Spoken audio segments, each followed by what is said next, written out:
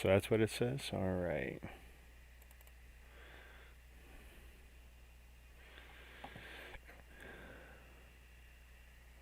Oh, forget it. If I gotta go back to the app, that's not worth my trouble. Not worth my trouble.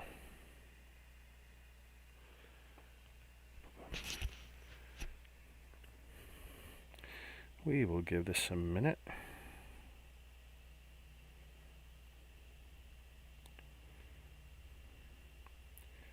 Let's see.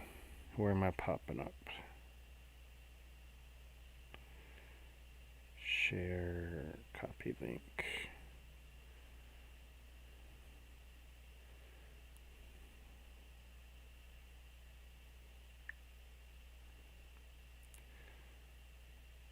Let's see, let's put this around the world.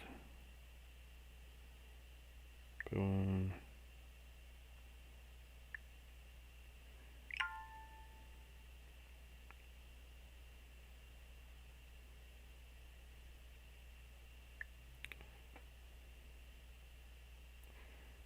Put that there. Hey. And for some reason it's still duplicating again. But only from Facebook. That is weird. This is better than not having it at all. Actually, that's the only place I'm going to spam it to tonight.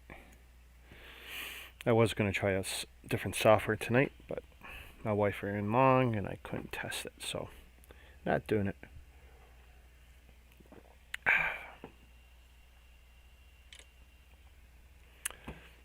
So you're having problems sorting your colors, huh?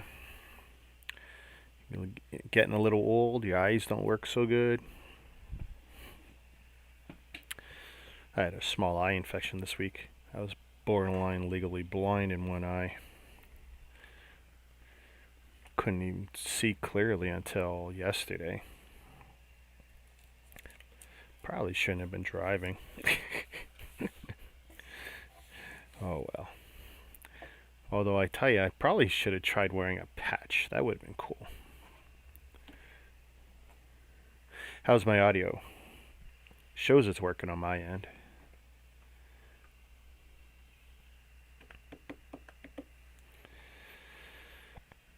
Ba-da-ba-ba. And everyone who's hiding, come say hi.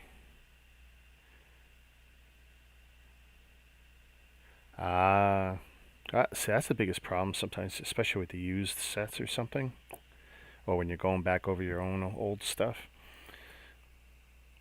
You know, some of the planning for certain Lego builds is, only hit you with certain colors at certain moments and break it up.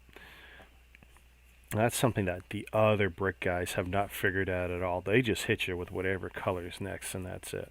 They don't even pretend to break it up. Sounds good. Awesome. Awesome. Me wonders. Actually, I'm not going to do that. That's just going to create problems for me. Yeah, what a fun day I had with FedEx. It's bad enough that the FedEx stuff should have been here Tuesday, or at least the attempt should have been Tuesday. But they are behind between them and Lego. I mean, I just love the fact that when you order something from Lego on a Friday night, midnight, technically Saturday morning, whatever, that, within hours, you get the confirm email, you get the thank you email, you get the, hey, it's shipped email with the, shipping label's been produced. But all that really means is the label's been usually slapped on the box and that they have digitally sent the info off to FedEx. When it goes on to a skid and then onto a truck to be picked up by FedEx, that's a whole other question. FedEx is also notoriously bad for not making their pickups, especially from the big scheduled guys, because, well, they're going to take it up the butt anyway, right?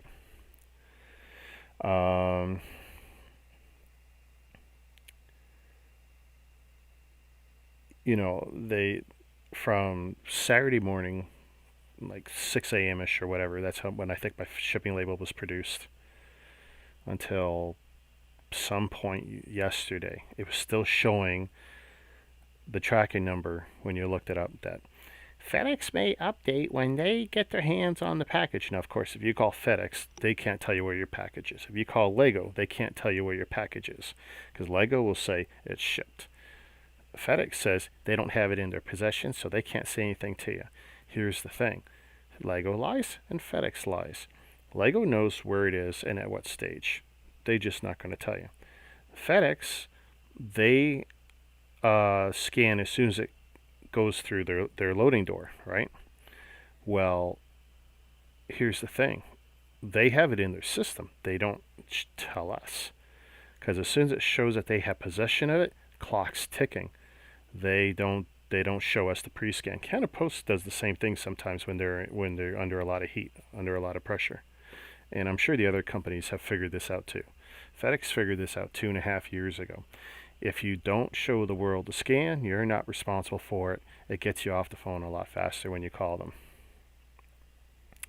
So it's very frustrating. And actually, Amazon plays this game too sometimes. You'll see that you order something on a Friday night. Your Amazon Prime gives you, that free 2-day shipping thing. And for a lot of people, free 2-day shipping is closer to 5 or 6 or 7 days. I don't have too many problems with it, but some of my friends right here in Toronto or Scarborough, 10, 20 kilometers away from me, they have horrible problems with their Amazon Prime deliveries, saying it's usually 5 days, not 2. And that's non-peak. And what they'll turn around and say, oh, only once it's at a certain point, then it's 2 days from there. It's like, yeah.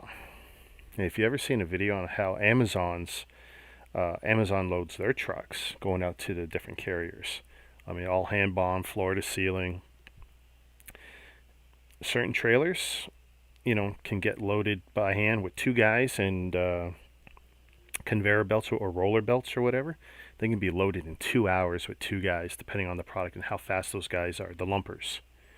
That's what they call those guys who load and unload by hand, Usually those are subcontractors, but not necessarily in Amazon's case. If my company uses it, they'd be subcontractors for sure.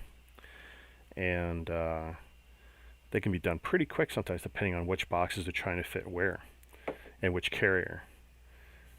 In others, those trucks may sit a lot longer. Now, of course, this time of year, the goal is every truck's got to get out within 3 hours. Doesn't always happen. And then sometimes trucks get picked up out of order. Sometimes there's someone in your way, so you pick up the other trailer. You go over to Mill Creek to the Amazon buildings, and you'll see, 200 loading doors, 100 each side, and it's like, that is just crazy logistics they deal with. At least your order was picked up, Rick. Mine is still sitting waiting. So the one that's sitting waiting, this was from last week, from Saturday morning, midnight orders. Yeah, just the label waiting for FedEx to pick up. Here's the thing. I have no doubt they've had it, and I've had no doubt they've had it since Monday, because there's no one on this planet that's going to convince me that stuff that was ordered last week from Lego, I have no doubt there's no shipping on the weekend from the Lego warehouse. No doubt. But there's no telling me that trailers, whatever, FedEx and whatever other carriers they might be using, but it's probably mostly just FedEx, did not leave Monday. I don't believe it, not for 1 minute. And don't tell me it wasn't in FedEx's yard by midday Monday. They're full of crap. Which means it got unloaded, it became part of the big stockpile. They know what stuff's Lego, so they know what kind of priority it is. This is not medicine, this is not other stuff. It came from Lego Niagara, or in my case is Lego Niagara, so they know exactly. I assume yours comes from Lego Niagara as well. They know. And it gets prioritized as such, and everyone eats it because what are you going to do? FedEx gives whatever priority pricing to Lego, and Lego seems to like dealing with FedEx as opposed to the cheaper couriers for a reason. There's a reason they're sticking with FedEx. I can't tell you what though. They're not cheaper. They're not faster. They do their own brokering though, cross border. So that might be important, less handling, less Mickey Mousing. FedEx can do everything for you, including logistics. They can store, they could run the warehouse. Hey, for all we know, FedEx is the guys running the warehouse for Lego. Who knows, right? They do it. UPS does it too. They do a lot of their own logistics, and not just the courier stuff, but the storage, the packing, the shipping. You can get all that done by UPS. I don't know who else is in the game, but I'm sure someone else is too. Your shipping label was issued midday Tuesday. Ooh. See, that's crazy. But when did you order it? Because remember, I was right on that, right? Like within minutes. 12:03 a.m. Something like that. I still got all this green tape across my desk from when I did the puzzle. Mostly because it's not a horrible idea, and also it actually takes some of the sharpness out of the edge of my desk. Hard on the arms.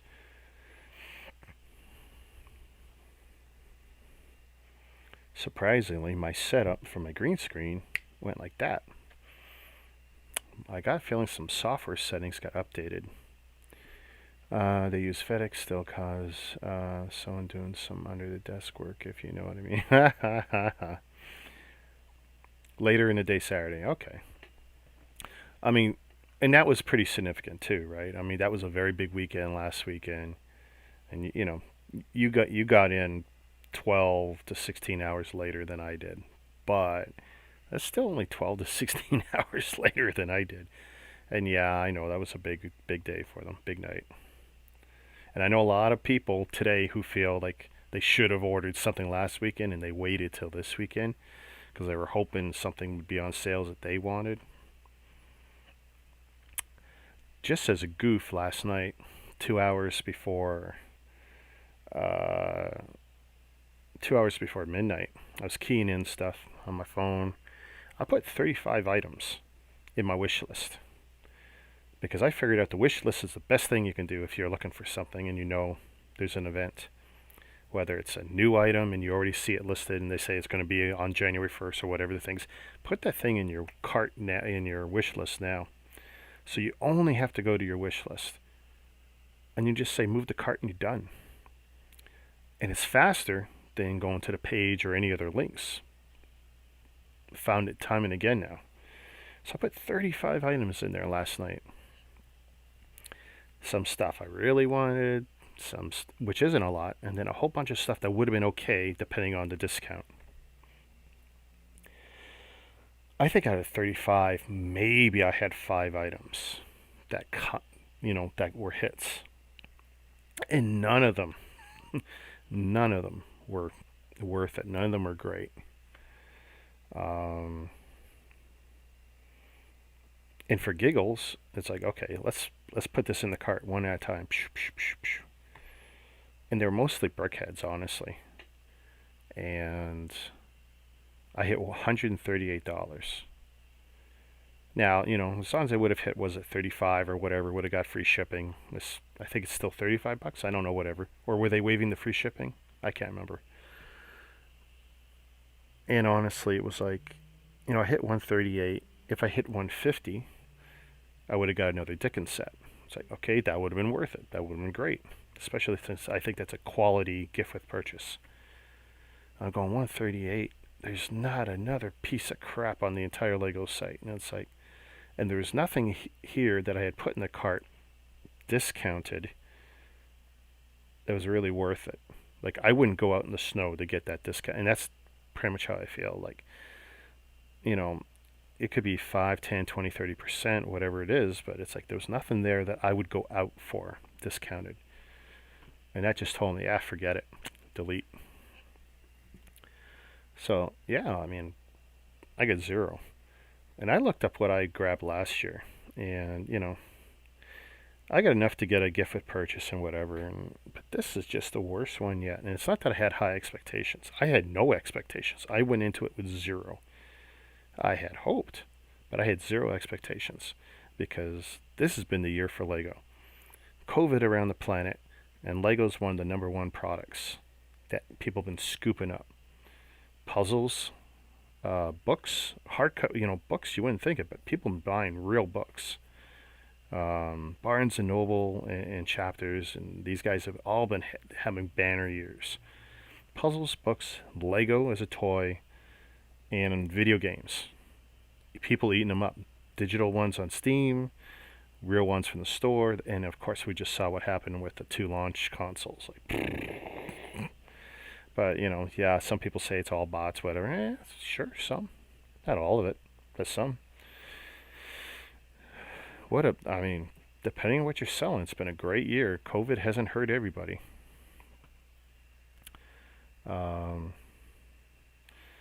but yeah, what an experience with FedEx. And then it's like, they drive by, they don't come, they don't drop, and they put customer not in, and they take off.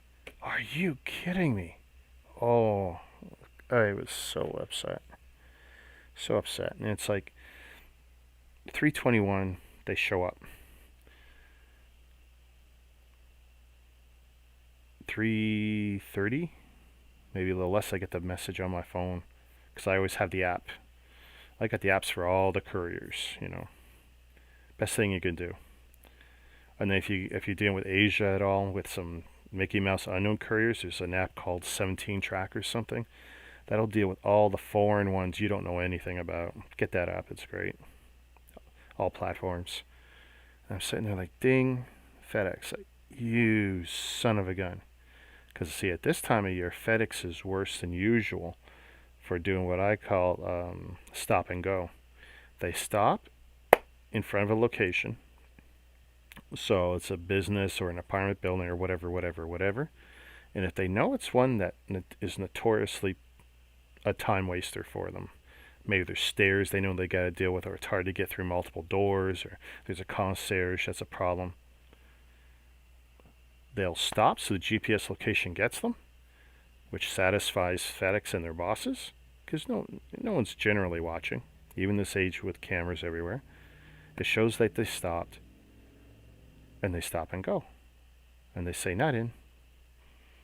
No one calls them on it, because in the end, we're going to go pick it up anyway, or we're going to arrange for another delivery, or we're going to say, send it to my local Staples, which I don't even know if that's possible now that Ontario's shut down again. Poor Yorkdale. We come off the highway and it just looked miserable. But actually, I can't complain. That was pretty fast in and out. I did have to wait outside of FedEx. That wasn't fun. But all in, it was probably only like 3 minutes. And talk about inconsistent. Ever since the pandemic, depending on what day you go and who's on duty, will determine who or how you're going to get queued up. And it's not about long lines or nothing, because there's never long lines at the FedEx depot. Not for me, anyway. You show up.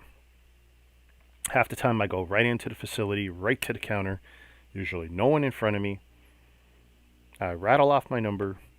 I rattle off my first and last name. They usually don't ask me anything else. They run to the back. Less than 2 minutes, they come back with my packages on a nice dolly. They don't ever lift anything on the dolly. And the other half of the time, you pull up, you park, and you see there's 3 people outside with a FedEx employee, maybe with a dictaboard, maybe not. Guy was there with his cell phone, playing, doing whatever. He didn't ask me my tracking number, so it's not like they were prefetching. They weren't doing any of that. And he sits there. Do you got your tracking number? Yes. Do you have a driver's license or other government issued photo ID? Blah blah blah. I go yes. He turned around and he went back to his little spot and went back to playing whatever he was playing. Swiping on his phone, swiping left or swiping right. I'm not sure. Hot guy, not hot guy. I don't know what he was doing. Just an assumption I'm making. But and tonight was one of those, and we had to deal with the guy. It's like, okay. And actually, I took my daughter with me just because, well, today was she was around, and actually, she was only around half the day. She did have school, but I figured, I'm gonna drag her out. Why not? My wife was doing her thing, streaming, so it's like, let's go out. And so we're out there, and and they said, oh, is it okay if only one of you goes in? I said, oh yeah, no problem. I told my daughter to stand in the parking lot. I actually gave her car keys, and I said, the car door will open for you. Just just have it close. You don't have to touch anything. You gotta love the modern things. You just gotta be near the car and it'll unlock. Yeah, hot, not hot, hot, not hot. Yeah, you got it. And but she didn't. She just stood outside 'cause it was nice outside. It wasn't bad. It was foggy though, crazy fog. And I went in, and very nice people. And of course, there was two people serving us, and there was another customer being served. And of course, that person is irate because they show up without a tracking number. Well, that's number one. If you show up without a tracking number, good luck. I don't care which courier you're dealing with. You're gonna get probably zero. And I mean, listen to half this conversation while my FedEx cashier, or whatever, is dealing with me, and I'm listening to the other conversation, and the guy's going, "Oh my God, this is ridiculous, you guys, this and that. I ordered this, and it was supposed to be here, here, and there. Keep in mind, now we're in Black Friday and Christmas season and all this garbage, and we've been told do everything early. This guy ordered something from somewhere in the world, eBay or Amazon, and he doesn't have a tracking number. He shows up to FedEx without a tracking number, and he's irate and upset. And it's like, go back to your source, get your tracking number. This is what the guy's telling him. And I don't know what miracle he thought. He said, well, I've run your name, I've run your address, I got nothing for you, this and that. I mean, now what do you want to do? You're going to yell at this guy because he doesn't have your name and address in his system? You showed up without a tracking number. And I can't even say it's, an issue with language barrier or something. Guy behind the counter is Caucasian, and the customer, is Caucasian and seems to be speaking perfect Canadian English. So it's like, there's no communication problem here. It's just you showed up with little to no info, and FedEx is not able to help you because they have little to no info on you or your package. So what do you want? They're going to go back and give you a random package. I don't know what he was expecting. But every time I go, there's, either the one right before me or right after me. There's always a story. I mean, 2 weeks ago, nice little East Asian lady. She was there, and, she was chewing them out on a Friday night. She was chewing them out for, well, my package is supposed to be here, and I bought this and that for whatever day, and it was kind of the issue you had with your Halloween costume, But what do you want FedEx to do? This thing showed that it landed 3 hours ago before I was there at the depot. Landed at Pearson International, and of course FedEx has got their own terminal thing there. And it shows it's in Mississauga. It's still showing when we were there. It was in Mississauga. So does she expect someone's going to get on their magic carpet and fly it, 26 kilometers, 28 kilometers from the airport to where we are, where that depot is in North York, East York? And she was just tearing into this poor guy, and it's like, but the tracking clearly says where it is. It's in Mississauga. It doesn't say it's on a truck. It doesn't say it's in that facility, which is actually 60 Valley Brook. It doesn't say that. No. The expectations are incredible. We are so entitled. And I say we because, I play that card too. You want what you want when you want it. So sometimes you turn it up a notch. But, oh my God, she was a piece of work.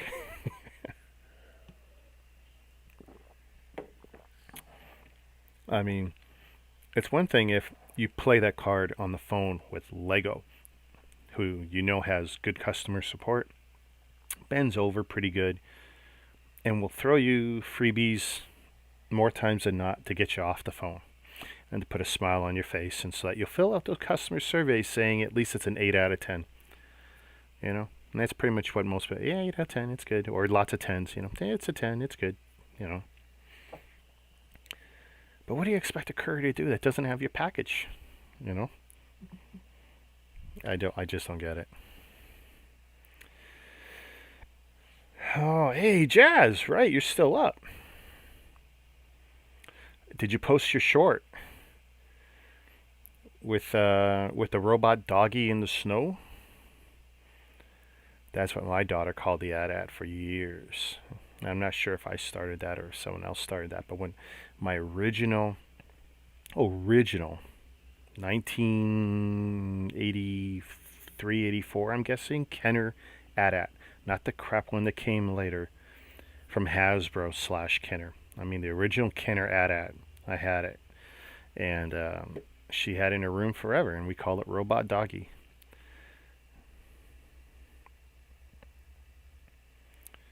And I tell you, the best memories. I had virtually all the first and second and third wave Kenner toys for the figures. And I had, at once upon a time, probably 80 of the original 107 Kenner action figures.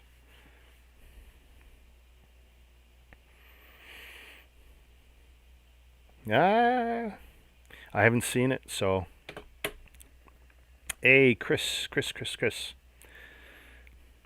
Oh, Chris, just so you know, I have not shipped your mask, and that's because I'm a dumb A, and that's because I didn't realize what day my wife was going to work, and I wasn't ready, and she was already gone, and so that's on me. So it's not going to get shipped this weekend, likely Tuesday or Wednesday next week.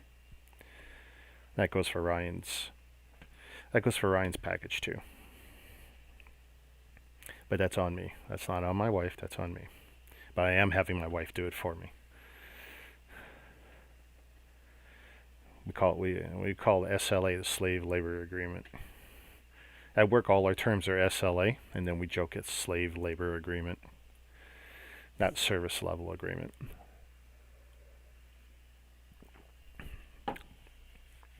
Well, I tell you what. Let's get to opening something. But yeah, it is coming. It's not like it's not, it's not like I'm short. They are around, and actually more coming in different patterns and stuff. Oh, Jazz, your battery. I tell you.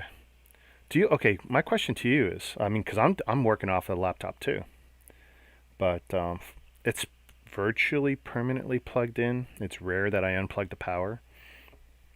But do you stream normally without it being plugged in?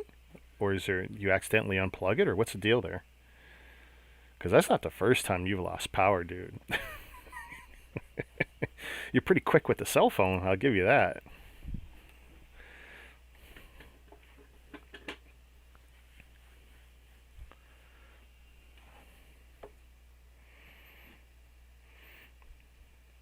Well, no, that's the thing. We were all having a great giggle. He kicked himself out of his own stream. But basically, as long as someone who's invited is on screen and has an active connection, that will stay up, and you get to reconnect. So, oops. Boy, that's tougher than I thought it was. That's good. You unplug it a lot. Oh, you know what you got to do then? You need another. Power adapter. Keep one on the couch. I'm the king of extension cables, and for one thing, half these lights are actually running on USB. And just because you can never get power cables where you want, and power cables are so thick, I got extensions like you wouldn't believe. And then in the living room I've got 20 feet of USB that I basically can feed up and over the couch or whatever to plug in my phone, because my life's on my phone. But in your case, if you're moving that laptop, I don't move this laptop. It doesn't move more than 2 inches. And the laptop, behind me there. That one doesn't move ever. But get yourself that second adapter. Stick it up near the couch for your editing if you're more comfortable editing there than in the cave. Because yeah, that's just, that's funny. You're fortunate you're using Streamlabs. Because basically nothing else would, I shouldn't say nothing else. If you know your stream key, if you're using everything else, if you haven't issued the command to kill the YouTube stream, if you have the stream key, you can reconnect, and in theory it'll keep going. The problem is your downtime will show to your live audience as a freeze frame, and after a few seconds or whatever, people keep, will boot out. If Corey and Open Build Repeat had stopped moving, if they just pretended to be frozen too, we would have all thought the stream was dead. I mean, remember earlier when Corey stayed really, really still for a minute? I mean, I tell you, it's all it takes. And they think, oh, it's frozen. Yeah. I've actually got an effect that looks like a broken video, like static, snow. Make it look like things just glitching. I don't play with it because it's actually resource intense. And I'm already running about 70%. I don't feel like playing. That's the thing. It's even though I got all the cameras running at once, although I got that one turned off. Well, it's on. Actually, it is on. It's just it's not showing on screen. This is actually a very no-frills setup I run. It's very clean. I actually turned off the animated stuff around it. I just don't need it. Not necessary to the stream.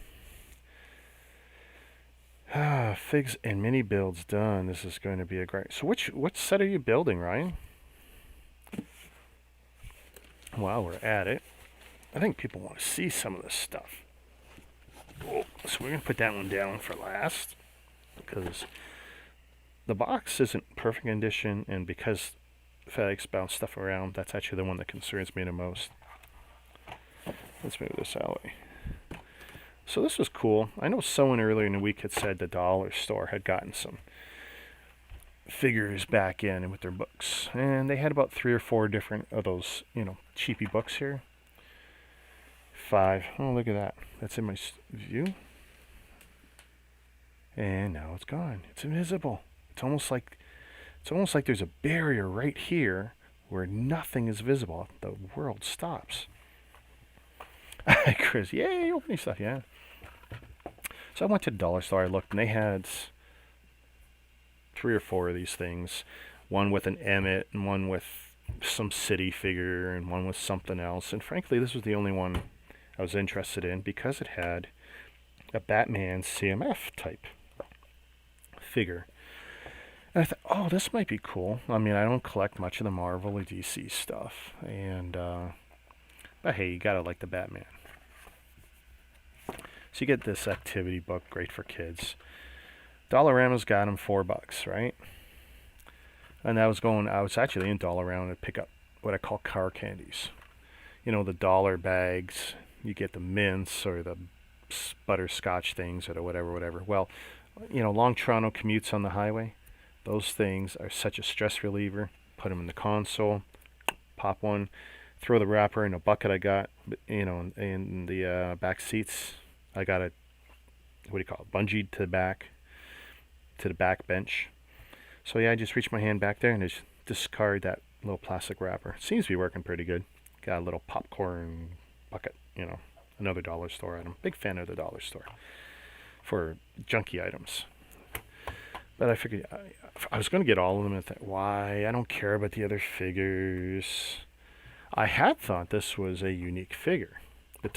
This particular print on a Tartan Batman.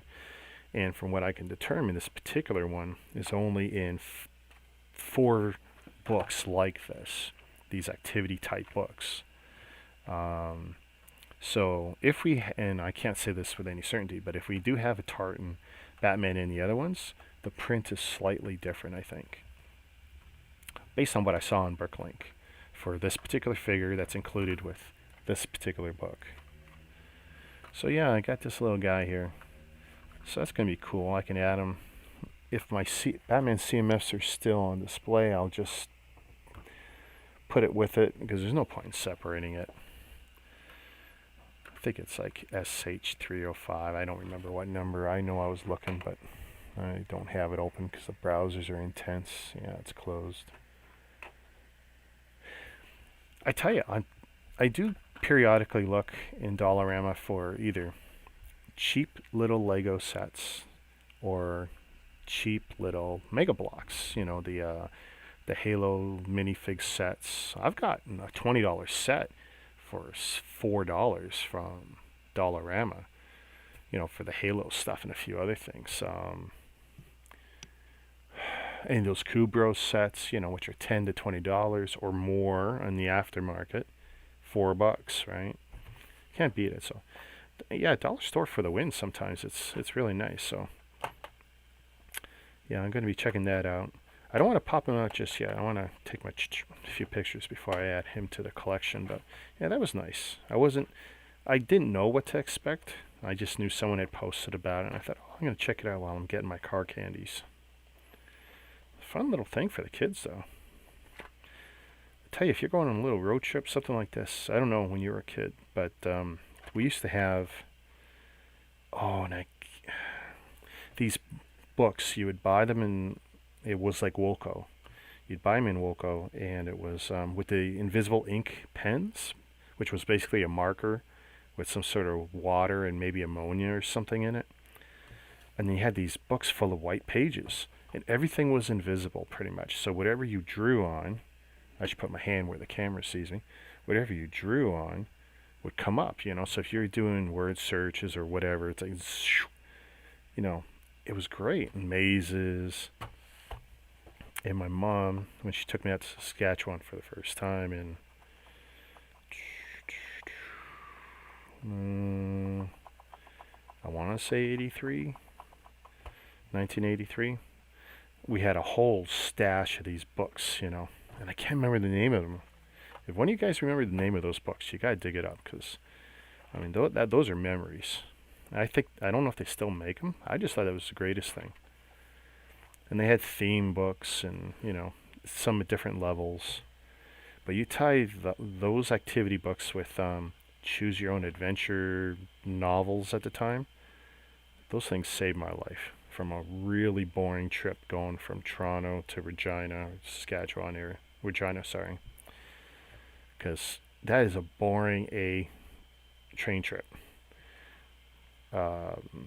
Cornfields and telephone poles, if you're lucky. That's your scenery. Beautiful, but boring. So yeah, that's my Dollarama find. All right, we can close the stream. We're good. No one wants to see what's in the boxes. Everyone just wants to know what I got at Dollarama. I should just rename it the Dollarama stream. I bet you I get more views. This week in Dollarama. Oh my god, it almost sounds evil. But I do enjoy going to Dollarama and seeing what else. Who took my knife?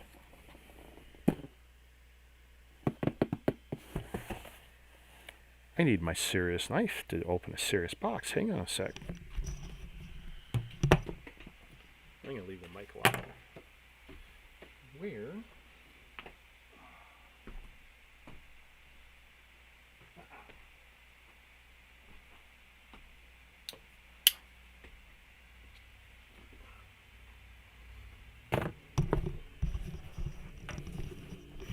There we go.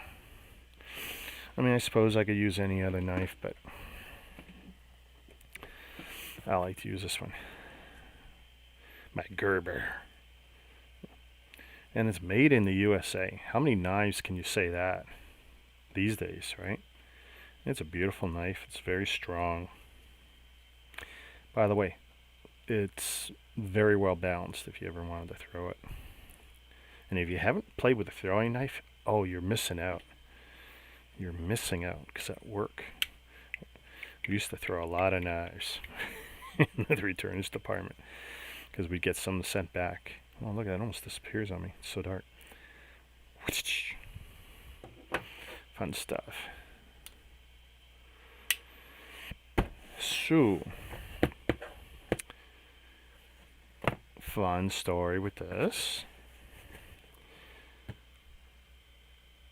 So this was discounted on Amazon, and I posted after the fact, and it was fair deal. I'd missed out on it at Canuck Tire, and because I wasn't terribly interested at the time, that's why I missed it. Plus, I'm not the biggest Canadian Tire shopper, just not. I don't know if that makes me a lousy Canadian, but I'm not the biggest fan. But plus, I don't know, my Canadian Tires aren't as good as some of yours in other places, especially where you're underserved by Walmart. It seems like your Canadian Tires are awesome. Here, I've got 15 Walmarts, that I can easily hit in a day in 8 hours, hitting them all. So I got a lot of Walmarts. Hey, Corey's here. He's healthy. He's happy because his wife was apparently quite happy today. She's smiling. She's not stressing him out saying, you bought too much Lego, Corey. Of course, she doesn't know everything that Corey's got sitting there. He just hides the boxes right there beside him, and she doesn't know that it's a new box that he brought into the house. Oops, I hope I didn't let anything out. She's going to be looking beside your build station. Oh, Crappy Tire. See, yeah, that's the thing. I call him Crappy Tire. Hey, those guys almost killed my mom. My mom went in there to get them to do, some hose work, whatever crap. They put her car up on a hoist, charge her X amount of bucks. An hour later, she's on the highway going from Toronto to Barrie. And sure enough, guess what hose had come undone? They had replaced the hose, and they didn't put the clamps on the hose so it was secure, and the hose come off. And then they had the balls to say it wasn't their fault or their problem. Literally, it was the hose, the brand new hose. Yeah, that was a whole torturous thing my mom had to go through at Canadian Tire. Not fun. Not fun. YouTube shows all. Yeah, I know. We throw each other under the bus. Whatever it takes for 3 more views and 2 more clicks. Whatever it takes to get me 5 more subscribers. Air the dirty Oh, wow. That's a whole other show right there. Lego's Dirty Secrets. Hashtag Lego's Dirty Secrets. So anyway, where was I? Oh, yeah. So this was recently on sale with Canuck Tire, and probably still is for all I know. But, Amazon had it. It's like, okay, I'm going to grab it. And then immediately everyone says, oh, but, Walmart's going to have it Black Friday, which is great. But I'll tell you the truth, as everyone knows, I love my Walmart, keep me employed. If I can get a better deal elsewhere, I will. And I do at times. And plus the shipping changes, These guys I can direct easily to where I want it to. And it's not that I can't with Walmart, but a little easier with these guys. Mr. Happy Smile's a little easier. Was it the Blue Smile? Blue Smile guy's a little easier than the Yellow Star. But, get on the horn with Amazon. You start bickering back and forth because, of course, I'm trying to cancel it, this and that. Anyway, long story too long. I got it at the newer, lower price. So yay! Because I was going to tell them, did tell them it was going back. So, and we've all seen what happened last time I played that game with them. So, yeah, I ended up getting it for another $5 and change off. So happy me. And again, this isn't something I originally wanted, but it's something I decided I wanted because of something else I got. And I almost feel bad for getting it.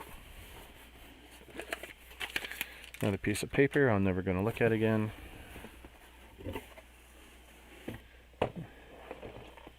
Awesome. That looks like it's got a little Is that normal? I don't know. But I really hate the box that they put this stuff in. I mean, talk about a ridiculous shaped box. And this is where Lego's never going to convince me that they care about the environment with their new, oh, we're going to put stuff in paper bags, and we're going to make some stuff out of bioplastics and do this and that.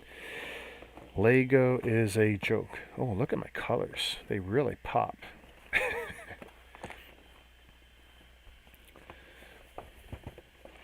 Oh, really? Hey, you know what? I'll start buying more sets if that's the case. That wouldn't suck. Although I'm very happy. I got, my Mega Halo video. I think I'm at 34K, and that's naturally 34K. You know, that's just been growing and growing and I'm showing up just under Jang bricks on my video for that Halo car, and it's been like that for months. So that's a respectable, clicker, and it's still popping for me. It's great. Hopefully it keeps going someday when I get monetized. That'd be nice. But I still got a whole bunch of subs and a little bit more hours to pick up. But, I got this because I got the NES set, and I decided, you know what? I want the stupid little guy on top of the NES set, when the thing's spinning around on the screen. So that's why I got it. And, saving a few bucks don't hurt. $20 or whatever it is. But I really hate myself for buying it. But I tell you, and I still got them over here. The CMF series for Mario. That's still one of the best things I've ever played with in a while. Just building these characters because they look so good in Lego. I think Lego I don't really like the look of this Mario figure or the ridiculousness with the eyes and all that and the gimmick. But the figures, the characters, I think they've done a really good job representing them in Lego. I mean, I actually took a serious look at Bowser's, that's Bowser Jr., but at Bowser's Castle set, and it really looks like something, at a right price I'd get. I wouldn't buy it straight, but batteries require 2 times 1.5 volt. Oh, thank you, Lego. Not that I was really expecting them to ship them. But what a ridiculous package. I wonder if it's any harder for them, with the boxes folding them to get this as a result. But come on, this is not great. You don't tell me they're not wasting I gotta check this at work and see what a master carton looks like, because it can't be good. I'm just wondering if that's natural. It doesn't look like it was sat on it or anything, but I'm so curious. Connection Bluetooth. Yay. I wonder what kind of hacks you could do with this thing. I might be a little more interested in ripping this guy apart and seeing what's on the little motherboard inside. And the fact that he's got a little LCD screen, I wonder what happens when that screen's pulled out from the eyes. What does the screen look like? Is it a full little screen, or did they make 2 little LCD screens? I doubt it's 2, because it's usually just cheaper to have one. Take it easy, Corey. But yeah, that was my Amazon cheapy purchase, just for giggles, and the drama that went with it. Ooh, I don't even know if I got room for that there after I play with that. We can always bring that back up. Shazam! That's a shame you're leaving, Corey. Although I'm pretty sure you got an idea what this one is anyway. Ooh. Oh, Boone did rip them apart? Oh, I'll have to go check that out. I do follow Boone a lot. Boone is a tinkerer. He's not just a Lego guy. He's a cosplayer. He loves to make props and stuff. So, yeah, he's one of those guys, like Adam Savage. Rip it apart. Let's see what's going on and how can we use it somewhere else. So I'll have to check that out. Be kind of cool to see if there's something usable other than as the Mario. I want the Mario for Mario, but only for a short period of time. And then after that, I won't really care.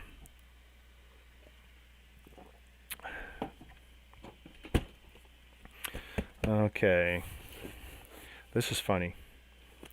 This is the set in here I really didn't give a crap about because I don't believe this is Lego's best attempt at this set. I wanted it at a really good discount. I helped my buddy get a good discount on it, and I wasn't even interested then. But with all the gifts with purchases, this became a lot more appealing. And it's not that it's a bad set.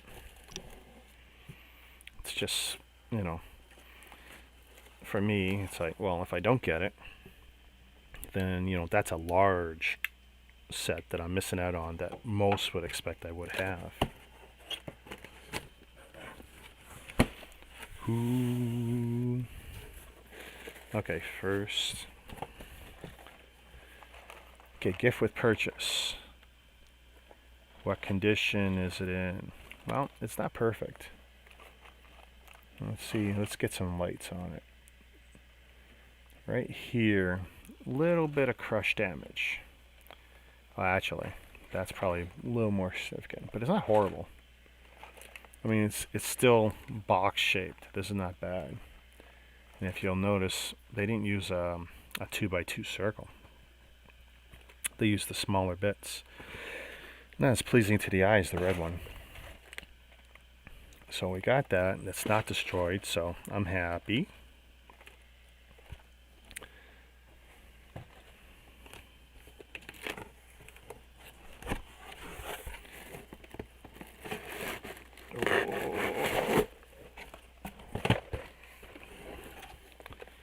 This is the one I really wanted because I think they did a very nice job on it. The Dickens set. Was that the official title? But you get 3 figures, 333 pieces. I don't care what they said the declared values of the set. I mean, that actually feels pretty dense too. That's one of the nicer gift with purchase sets. Very nice. Prints are nice. I mean, even without the book, this is really nice looking. They could have just done that and that would have been nice. The fact that it looks like a book. Oh, and a hidden thing. Oh, that's going to be sweet. I got more of these coming, so definitely going to be building one of them. That's a beautiful set. And in its current condition, I mean, it's really... That one's perfect. That's pristine.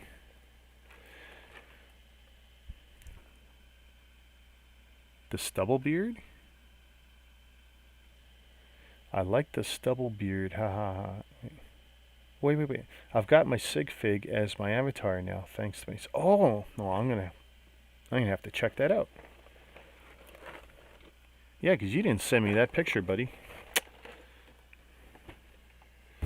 All right. And now, let me see. I'm making an assumption.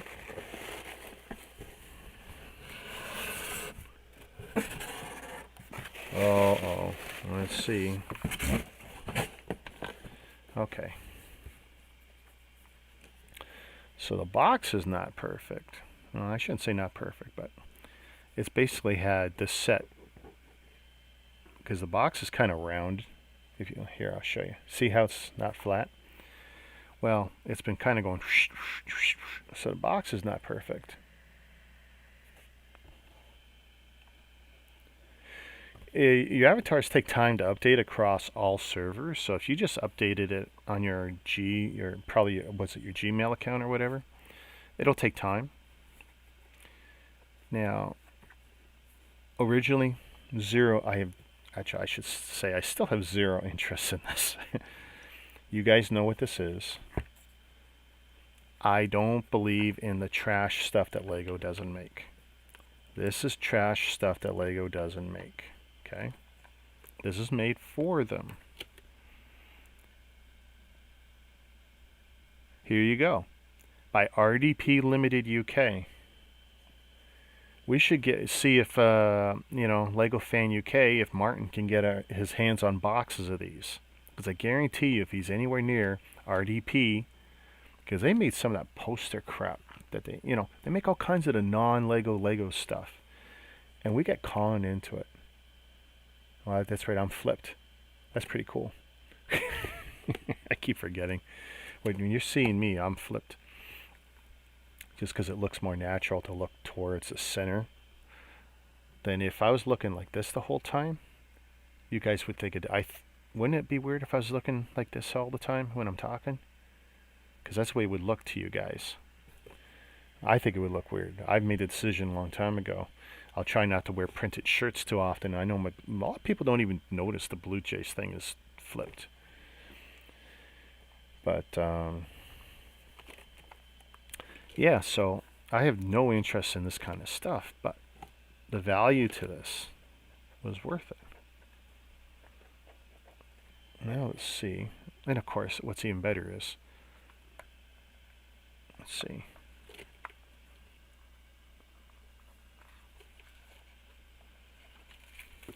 But I'm the first to admit, for all this stuff, this is the nicest one they've ever done.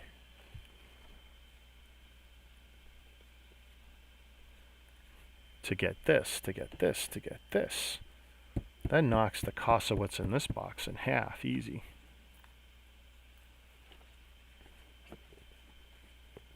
Oh my God, the weight on that is significant.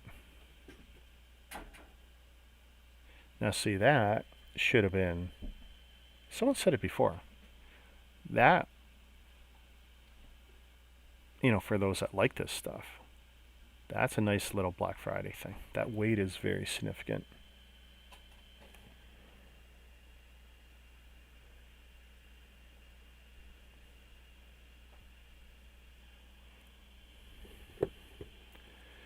And I'll tell you the truth, it's even nicer that there isn't a seal on the box, because then you would have had everyone crying about it. Oh, it's not sealed. Well, at least now we can open it. And if you buy it from somebody, you get to see it. So, very nice. To get all three on the one purchase, that's the way you do it, guys. This is the way. Especially since I missed the keychain previously, right? Because anything I wanted was not available, and I wasn't going to buy something I didn't want at all to get that dumb keychain. And this was kind of a lukewarm purchase for me, but always on the outskirts.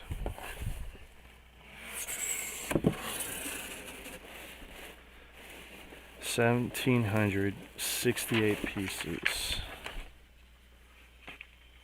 Now for some, this is not an important ship. But for those of us that love Star Wars, we know better.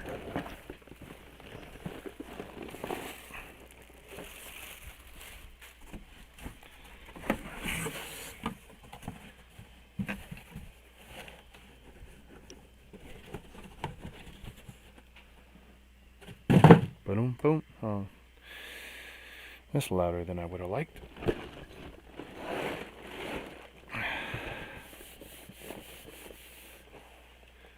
There we go. Let's take a look at the box.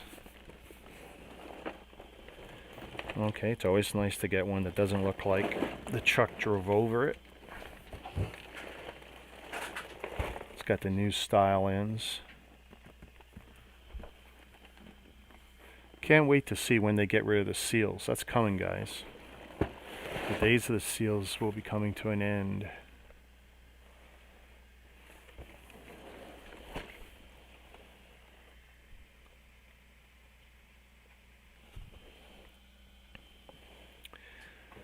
So I tell you one thing I did not like about this set. Put it up there, a little less shine on it. The half cones, as opposed to brick built, not a fan. I think it's a cheat. Looks great, but it's a cheat. And then it's stickers. So you're going to be forced to use the stickers. And I'm hoping this is not a sticker, but I'm guessing this is a sticker too. You know how hard it is to put a sticker on a curved surface? This is going to be very hard to do this one good.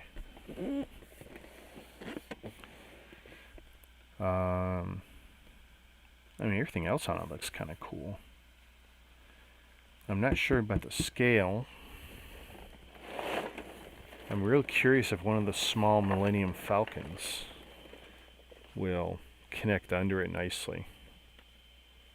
Or am I thinking of the wrong ship? Actually, I'm thinking of the wrong ship. Yeah, I was thinking of the wrong ship. That would be the Nebulon, right? Look at the use of the big wheels, though. This is going to be a beast. And I like how they take this and make it the escape pod. Because I don't believe that was true for that. I mean, that's a hatch, you know. But whatever. A liberty Lego has taken with the set, right?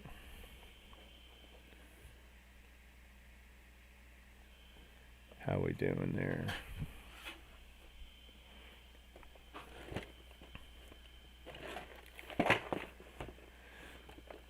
But I tell you, for a single purchase and to knock it out of the park with 3 gifts with purchases, that's great. I think the only way this could have gone better is if you bought it in the store and if the store still had key rings. But my understanding is none of the stores had key rings left. I could be wrong. But if you went to a store, the same thing, you would have also gotten, I think, a poly bag. You know, one of the $5 ones or something. Nothing great. And then, what could have been an even better one? Maybe a store opening, where they would have had a unique store opening promo. Then you would have, God, that would have been the ultimate. That would have been 5. The Ghost Docs to the Tantive and the Rebels episode 3 or 4. Oh, really? Through that port?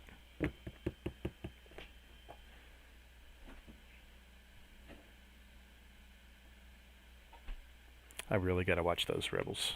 But it's not something I can put on in the background. I need to watch it, which means I can't do anything else. I can't play with the phone. I can't do brick stuff. Nothing. I need to watch it. That's dedicated binge time.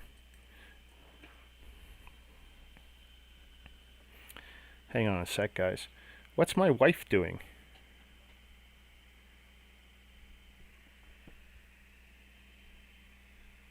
What have you been doing? Oh, okay. I thought you went in there to get a drink. I'm thinking, what's she doing in there? I had like a sandwich with jam. Oh, one of your sandwiches, though. Yeah, with cardboard bread. Gluten-free, taste-free, salt-free, sugar-free. Something or other. Hey, oh, come here. You'll like this one. Oh, that's nice. Dickens, yeah. Christmas Carol. Isn't that great? Yeah. And 3 figures, and like that's a big deal for them to put that many figures in. Yeah, that was a big deal. This was another gift with purchase. These I hate. You see this? This is no frills.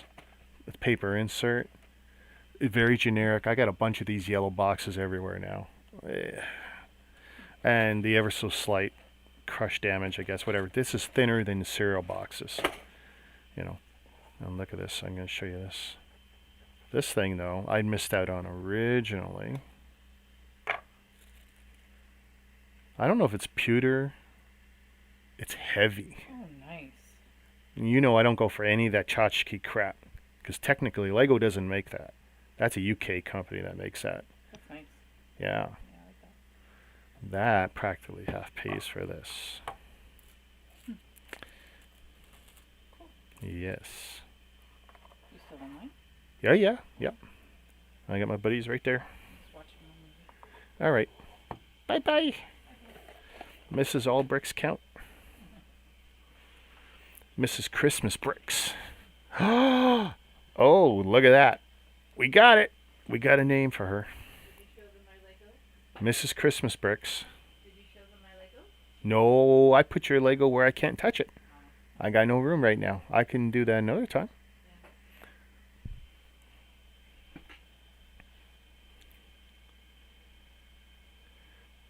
I'm pretty sure it did. We just started rewatching those episodes this week. Yeah, I've Really gotta dedicate some time, but it's like everything else that I'm not doing because I'm a big procrastinator. Put that on a list of stuff.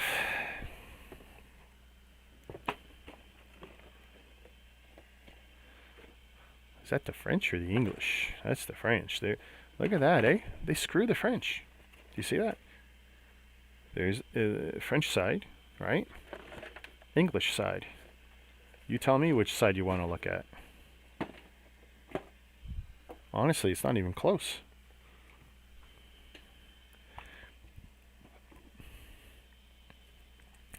Tell you, not bad for $4. You get the figure and you get the activity book.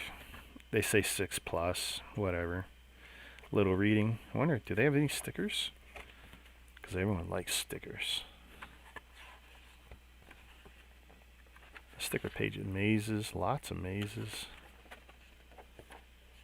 I don't want to show every page. I don't want this publisher come back on me.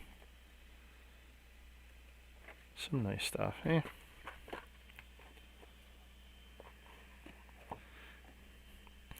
So that's our little haul. Still waiting on the border and customs. Let's take a peek. Let us take a peek. Tracking. Cleared customs. Yay! Now we'll see how long. Now it's got to get handed off to third-party carrier. So yeah, we won't mention those. No. And I'm hoping tomorrow we'll build that. The other classic space set, but I am so behind on stuff. So behind. I mean, I honestly haven't moved the Ecto 1. It is right here. I don't even know if I've taken my photography of it. No, I haven't. That's horrible. As I'm buying less Lego, it's taking me longer and longer to do anything with it. It's kind of funny when I was buying more. I don't know. But this is not a Grail set. It's not a UCS set. It's a cool ship, you know. And it's got a place, that's for sure. I just don't think it's the best one they've done. And I know a lot of people were critical of the previous design that had the rubber band holding the pieces together. And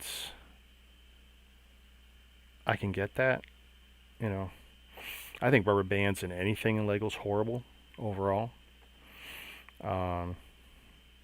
Because ultimately what happens to all rubber, you know. So I think that makes for a lousy gift. And the first thing I do is if I build something with the rubber band stuff, yeah, I build it, I show it off, and then I take the rubber bands and I don't use them that way. The thing is, that's not going to stop them from drying out. They are going to dry out. They just won't be from stretching, you know. They're still going to dry out. I know people have tried to use different oils to extend the life of them. Not a great idea. A lot of the oils will eat away at the rubber. And, you know, you're going to have to be a better chemist than me to figure out which ones won't. But, yeah, I just think it's horrible. Buy, you know, for whatever set you think you got rubber bands for, buy more if you want stock, you know, to have stock parts. Otherwise, be prepared to swap them out with generic rubber bands. Especially if they don't show, then who cares? Then only you know. Keep stock ones in their little white boxes, mark what set they're for, and put them away. I tend to order them anyway whenever it's like, oh, there's another set, let's order a bunch. Someday the world's going to come to me for the rubber bands for whatever they need for Lego, because they don't have them. The only problem is I can't guarantee the quality in those little white boxes. Same thing with the capes, actually. You buy figures with capes, and the capes come in the little white boxes. You can't guarantee how well the cut was on that cape. And you can't guarantee what kind of most of them aren't cotton or anything. They're polyesters or whatever. You can't guarantee what's going to happen to those plastics involved. No, no way. You can't tell me all the cardboard Apple uses is acid-free, because I don't believe that for 1 minute. I'm pretty sure you get special litmus paper. You test the inside of these boxes. We keep all our sets in these Lego boxes, because, they're going to be more valuable sealed. Yeah, sure. To the right guy. And then what happens when the acids in the cardboard eat away at the plastic bag and then eat away at the ABS plastics inside? And ABS isn't the only plastic used.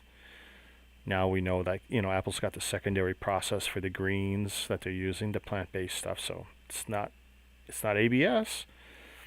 And we know there's other materials used. Stuff degasses. We got a lot going on in these little toxic boxes, and don't kid yourself. From the point of manufacture to X number of years later, these are deemed child safe. They can put them in their mouth. They're not going to get a toxic reaction. That's not the case 20 years from now or 30 years from now with this stuff. Not that I would hope any child would ever get their hands on, a vintage set and start gnawing on it, gumming it like grandpa. There's an image, eh? There's my thumbnail right there.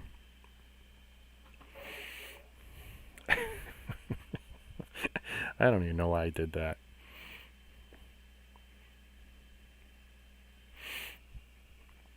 Foolish me. And of course, I put the title Black Friday and I forgot to even really talk about today. What a total disappointment that was. Big zero, zilch. Well, I shouldn't say I forgot. I did talk about it. But yeah, very disappointing. Now, as far as I know, what have we got to look forward to? Did Lego do a refresh? Because Amazon is doing a refresh on their deals. Let me tell you. I'll tell you exactly when.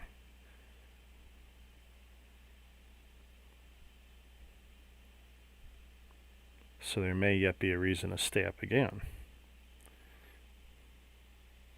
Because basically, when the countdown stops... Here, let's click on those. So in 3 hours and 21 minutes on Amazon. Oh my God, so 3 a.m. in the morning for me. Oh my God, at least 3 a.m. It may not be on the dot, right? There'll be others for the rest of the week. That's my understanding. I mean, but Amazon really came through, because they did 15 to 30%, 41%. Although that one, they said that was a $79 set. 75241. Is that right? That can't be right. What happens if I go to Lego now? Am I going to have to get in a queue to get into Lego? You're number 4. 75241. Tell me what set you are. Now, Lego's got it at 15%. Okay, so it is an $80 set, and they're saying it's $67 on sale. You can't, so $80 set, $67. Lego says 15% off. Amazon 41% off for the same set at $47.50. Not that it was a set I was interested in, even though I love Star Wars. I got no interest in that set. But I mean, Amazon hit it out of the park. I mean, and they didn't even have to. And just go Black Friday. I mean, some of them were on par, but other ones, like, that was pretty good. So that was their Action Battle Echo Base Defense. $80 for that? Really? 504 pieces? I tell you, it's still overpriced. Honestly. You get cool kind of micro build of an AT-AT, but you get all those plungers to, gun toys, but this is one of those toys where you break Lego. But Amazon really did a decent job. So I'm curious, in some of these sets, if I didn't have them, I would have bought them. But it's not deep enough discounts on some of these as investments. Like, 23% off the Slave One. That's not investment purchase pricing. It just isn't. 41% though. If that was a set, I think that might be in demand, but there's just no way. That's an $80 shoot 'em up set for the kids. Go ping, ping, ping, knock down little things. Like, I don't know. And then lots of sales that they didn't call Black Friday. That Grievous Starfighter, that thing was significantly cheaper maybe, but it was way overpriced. There's no one who thought that wasn't overpriced retail. And $20 off is not enough to even look at it. $7 off the Land Speeder. 23% off Slave. That's not bad if you didn't have the Slave One. It's really good if you didn't have the Slave One. It's funny seeing the Hogwarts, whatever set that was I was just looking at. It's 25% off Amazon. Well, it was 30 whatever when I bought it from Amazon. So, some of their deals are not as good as they were just a month ago. But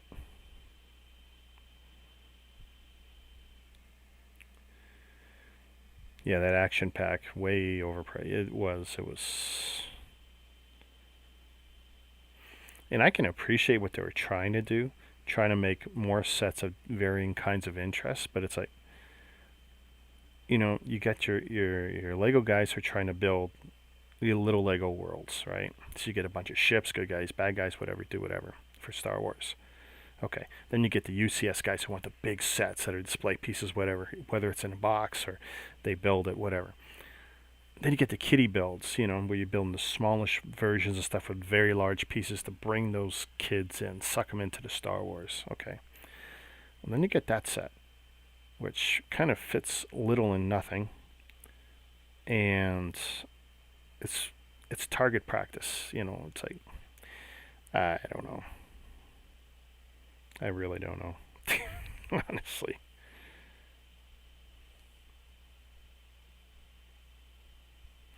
I was tempted to take my Porg build, and put 2 sticks in the end of it and do a little Lego thing and just show, do Happy Thanksgiving Americans and just show the Porg, And then I got lazy and said, nah. Couldn't be bothered. Wasn't worth the trouble. Would have been nice if I did it and then I spread them like wildfire. That would have been okay. That would have been great, but yeah. It sounds like work. I don't get paid to do this, so it's like, this is just my hobby. That's all this is. How I present it to you. It looks slick, but it's just a hobby. Just something to take time. Something to make me not want to kill everyone at work. I thought they were a neat concept. Kids might have fun. Oh, I absolutely think the kids are going to have fun with it. But I think that particular set, with whatever little things to knock over, basically a Star Wars version of Duck Hunt, because that's the way I look at it, that should be priced at $40. Tops. Whatever parts you got in there. Lose money on that set or break even on that set. If you're sucking into young kids, It's not that you gotta give adults less, but I think you should give the little kids more. As funny as that sounds, suck them in. We're all fans of this stuff, usually because it's something we were exposed to as kids. 40 years ago, I built this set. 40 years ago. And I'm sucked back into it.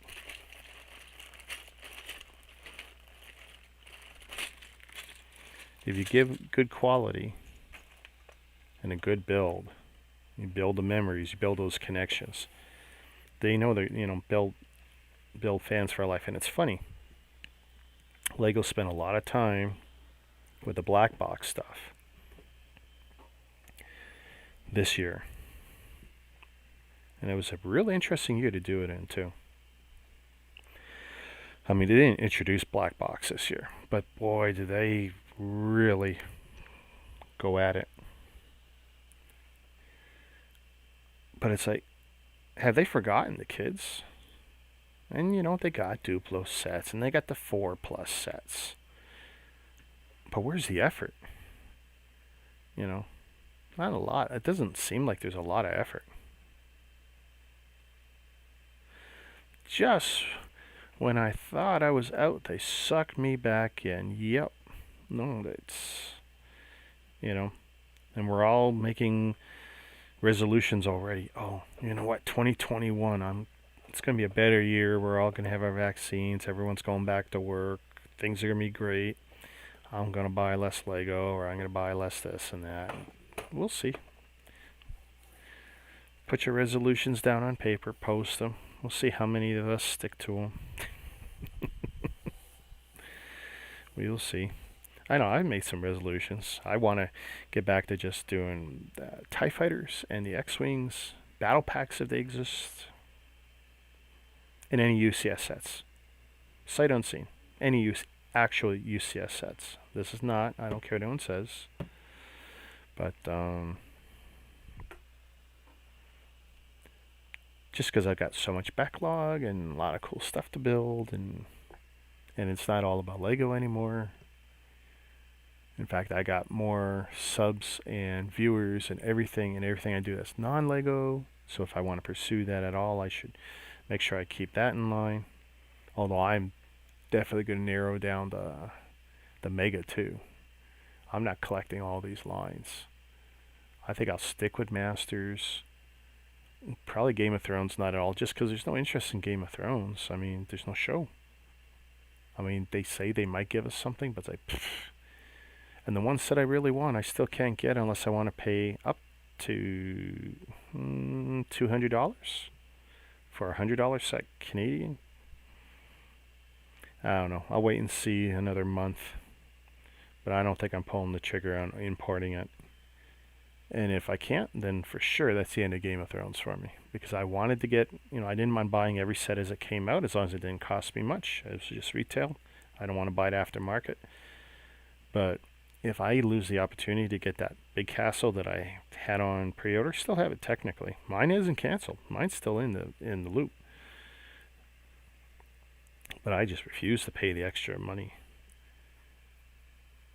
But the Halo, it's like, oh, okay, so what did I get outside of the Warthogs? I got the tank this year, I got the sword, I got the helmet, well, the builder box has a Warthog, so that's okay. I got 2 build boxes here, and they both had Warthogs, so they count as Warthog sets. I need them. But, yeah, I'm going to narrow that back down to just Warthogs, or very exceptional, unique sets. Well, I got the Ring World, right? 1/5 of a Ring World. Got that for Halo. Yeah, Star Wars helmets. I when it comes to Lego, I'll probably continue buying those if the quality is good and the helmets are neat. I really hope they do a C-3PO head. I'm praying. I really want to see them do, and I want it in chrome bits too. And I know Lego won't do it chrome; they'll do it in some god-awful orange. But C-3PO in chrome bits, that could be really nice.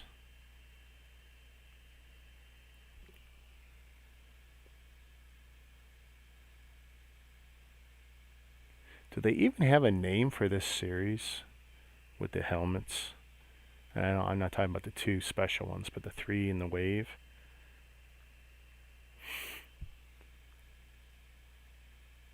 I mean, now that I've got 5 of these things, it's like, oh god, now I'm going to be sucked in and I got to keep these up. And I see everyone's build of the black one, and the black one just looks outstanding. The white one, I'll tell you the truth, I think Boba Fett disappoints me the most. That one, I'm looking at it now, and I don't think it impresses me.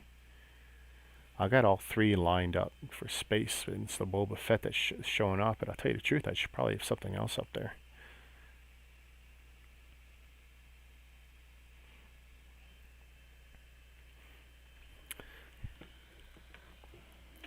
No.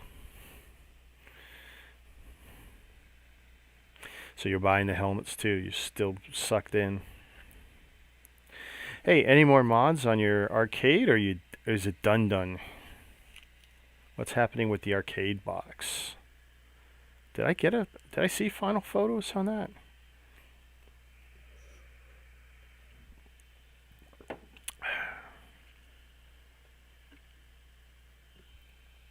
So I'm curious what you do with that.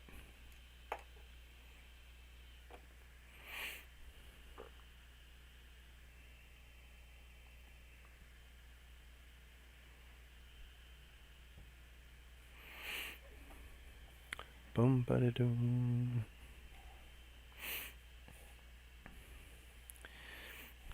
Come on, buddy. We don't got a 2-minute lag. Please like, comment, and subscribe. Well, I'm glad to see my little pop-ups are working good.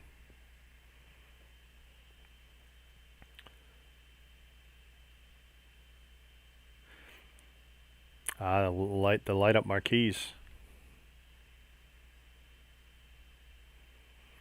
I tell you, one I would love to do is to build the Star Wars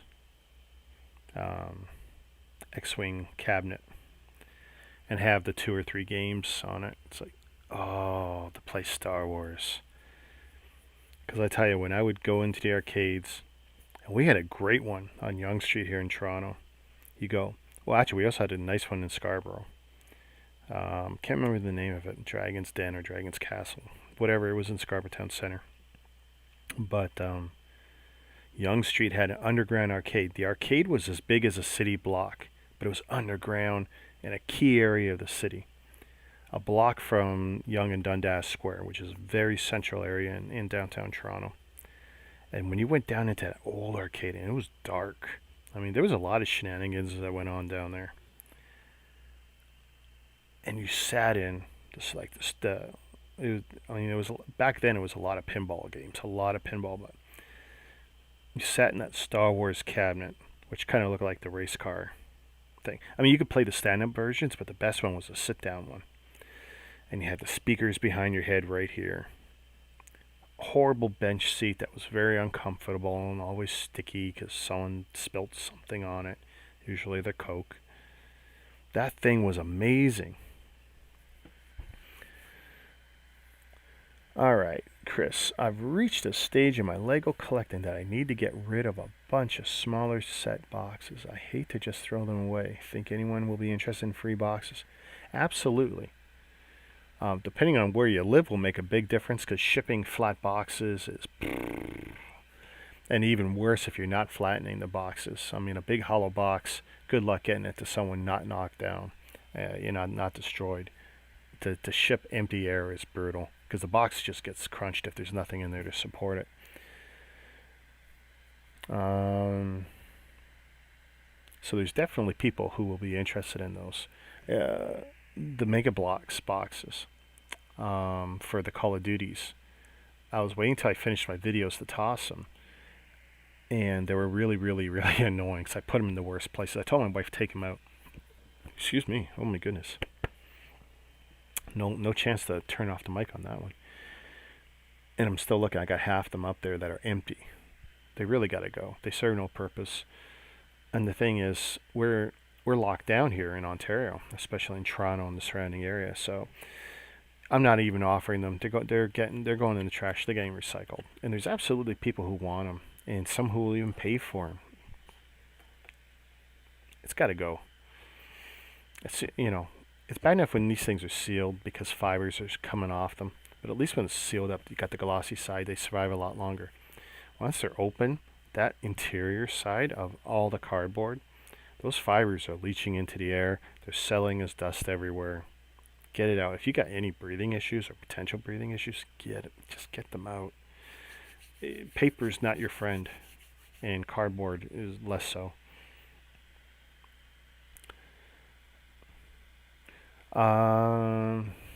There's always people who regret getting rid of the boxes because at some point you'll have more space, and you may have had ideas like when I wanted to paper or wallpaper a wall with the front faces of boxes. So someone said, well, why not just keep the front faces? Yeah. But as soon as you cut them up, they get real nasty on the edges. Sooner or later, they deteriorate. Believe it or not, it seems to be easier to take a box, knock it flat, keep it in better condition than it is to cut out that face and keep that in good condition. It's just what I've seen with people. But, if eventually you can build a man cave and put them up, it's great. I've seen people shellac newspaper, whatever they want on their walls to build their man cave, and some of this stuff would be great. There's no right or wrong answer, but, I say get rid of them, especially if you're in a space crunch. Get rid of them. If you intend to sell the sets, keep the boxes. It always helps. Puts a smile on the buyer's face and can help with shipping sometimes.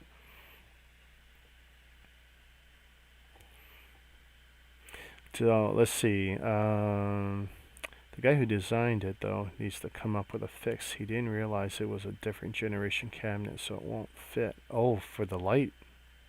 So for your lighting rig, you got to jury rig it to get it in. DF550 to burn. The Arcade 1-Up has it released right now, and I saw them on sale. Oh, man. I don't got the space.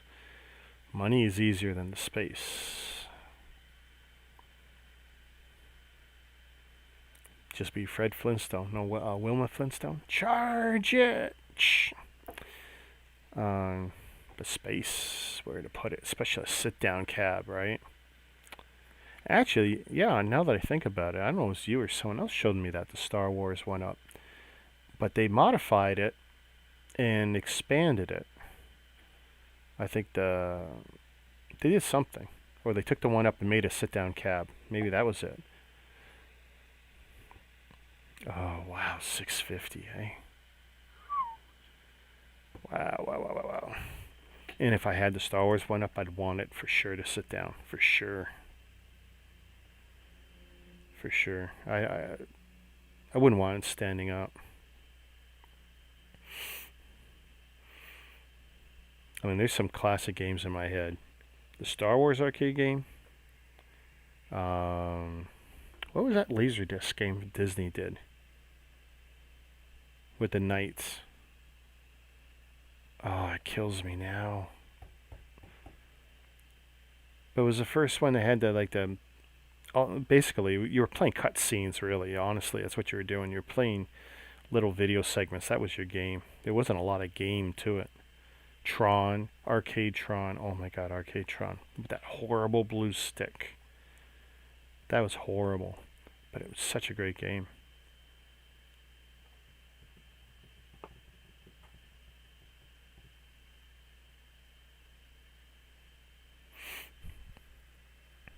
Dragon Quest. That's got to be it, right? It was a John Bluth animated whatever you're playing tonight. Dragon's Lair. That's got to be it. Dragon's Lair. Lair, not Slayer. Every time I say it, it comes out Slayer. Got to be Dragon's Lair. John Bluth, I think, was the Disney artist who had done X number of, animated features for them. So for him to do all the animated cells, that they digitized or whatever their method was for getting them into those games back then. Beautiful. Just beautiful stuff. Cruddy game, especially if you ever played on a Laserdisc system like, trying to think what our home arcade came out with it so you could play that same game. And it was a faithful reproduction too. CDI? I think it was a CDI system. I think that was one of the first Laserdisc type home game systems that bombed. Huge. Oh,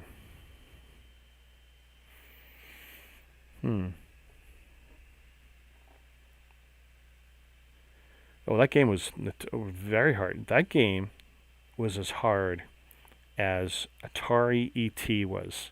If you ever played Atari ET, then you probably know what I'm talking about. Falling in the well, the repetition, going back up, trying to get out, and then you'd fall back in the well again because you didn't quite get it right.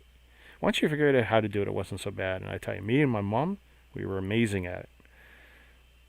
The amount of hours we put into Atari ET, and apparently that's the game that killed Atari.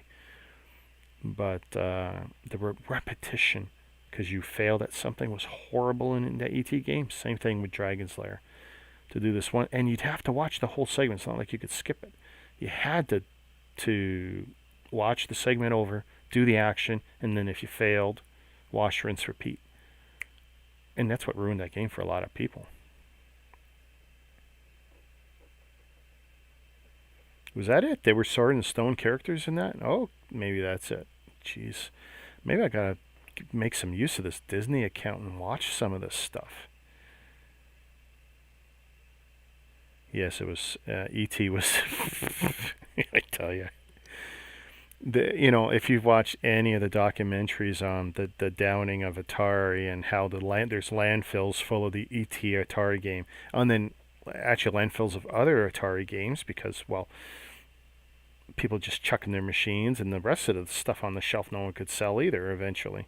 But it wasn't as bad as E.T., but, they dug up one spot and they found 50,000 arcade cartridges just buried in the desert. Oh, I wonder how many other consoles and console games ended up being landfill in the desert. But there's a whole bunch of documentaries on it. And specifically the rise and fall of the E.T. game. The pressure for the guy to get it done in like a month or 2 months, whatever ridiculous short timeline, because they wanted it out for the Christmas, the Christmas season, and they were adamant, had to be out. And he figured out how to have this kind of game and only have it have 6 screens. That was huge for Atari. That, depth. Because that was a lot. I mean, you had games like River Raid, well, that's Activision, but for the Atari, that had, these levels that constantly seemed to change, and some were static. They were pretty much static, but some of the things they put on them. So you might have had like 10 or 20 static elements, but if you change it ever so slightly, now you got different waves, right? It's all foolish. But E.T. with their 6 static screens, something like that. Trying to remember center one up, one down, and then left or right X number. It was probably 6.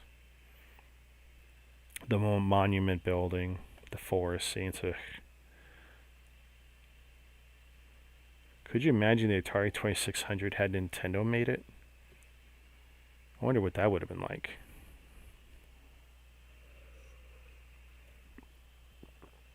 I don't romanticize the Nintendo the way I did the Atari, though. I had far more fonder memories of the Atari 2600 than I ever did the Nintendos. First NES, Super NES, Game Boy. That was me. Game Boy Color, kind of my brother. I know my niece was into Game Boy Color at some point.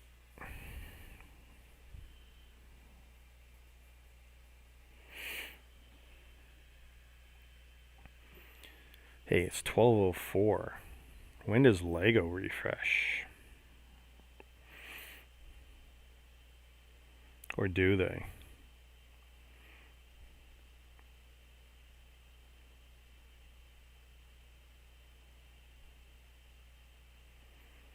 If you click on Black Friday,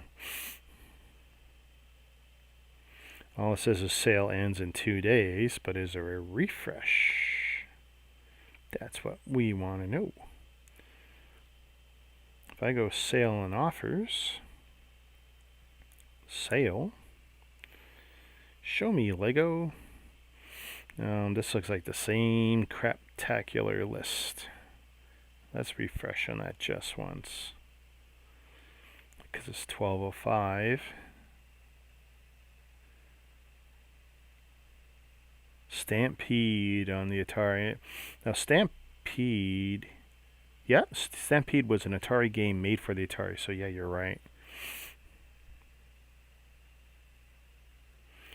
Uh-oh. Am I going to be disappointed because it's the same list as last night? Because so far, that's what I'm seeing. 15% off on the same craptacular sets.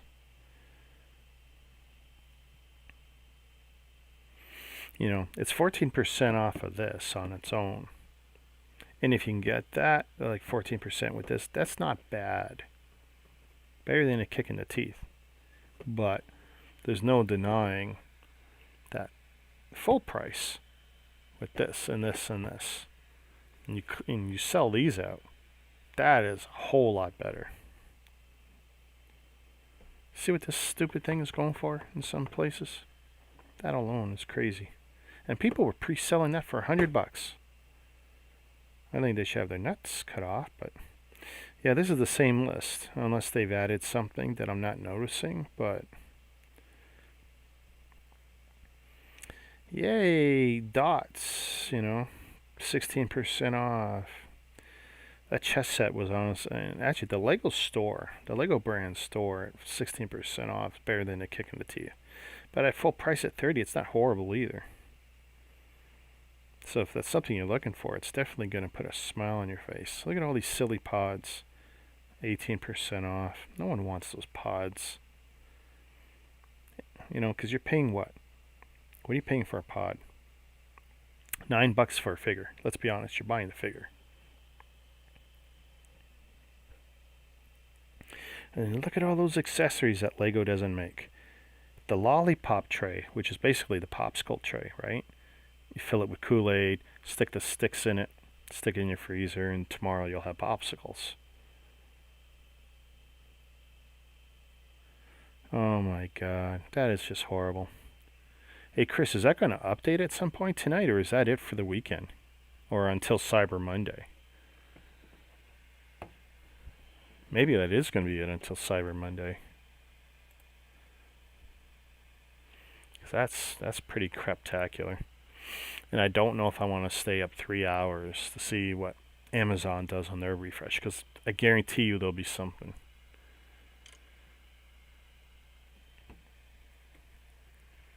But it looks like Amazon's either not moving product or has so much of it, because I still see the same deals that I saw many, many, many hours ago. So it doesn't seem like anything's blown out.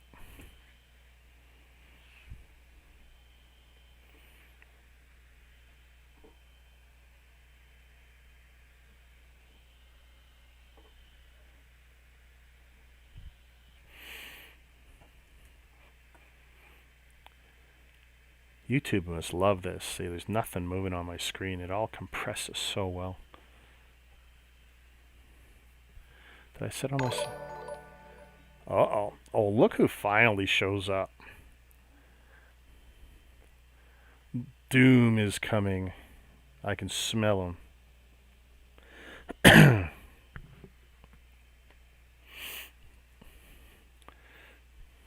I think they've listed the deals for each day on the main page. Nothing to tempt me. Oh, really?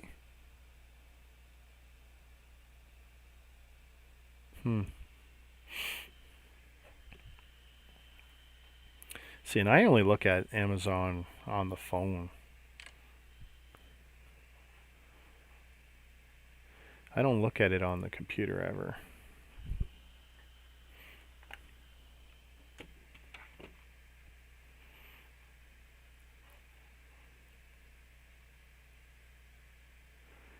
Ooh, slow.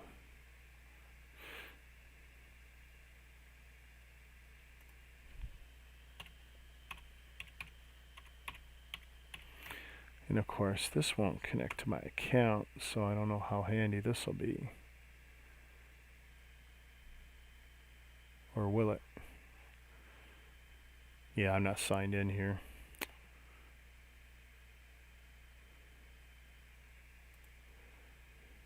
Probably be my wife's account.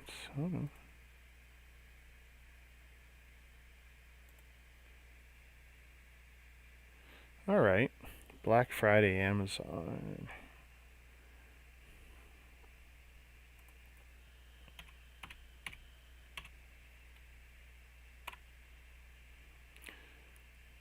Richard's store.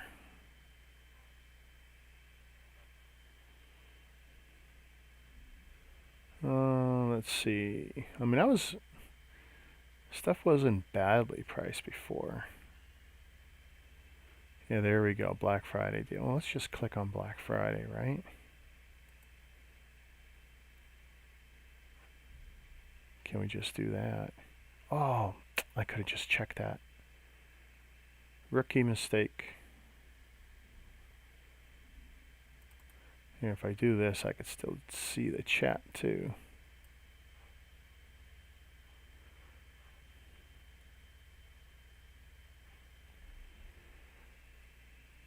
So if we do this once more.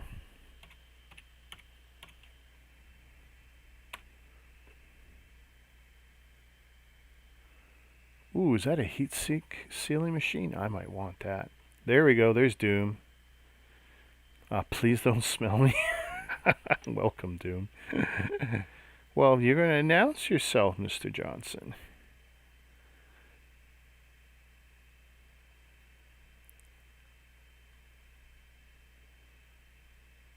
Come on, JavaScript. Load, you're slow.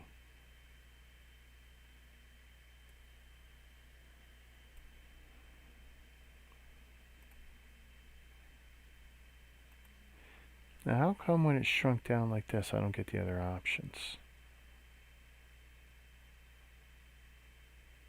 Is it because it's still thinking? I mean, if I go like this, what happens? Oh, it's the same thing.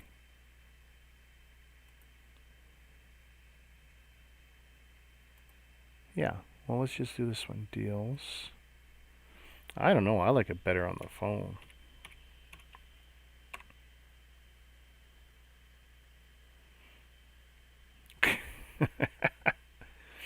Oh, there we go. I'm just foolish. I mean, even if they're not sets for me, these are far better deals than Lego was offering on a larger variety of actual Lego.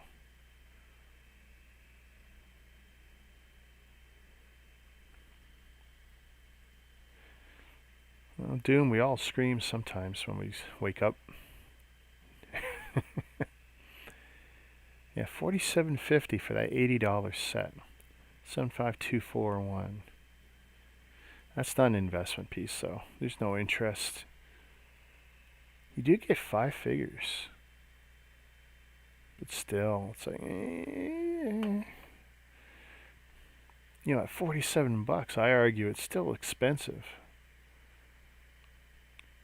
But in the Lego world, and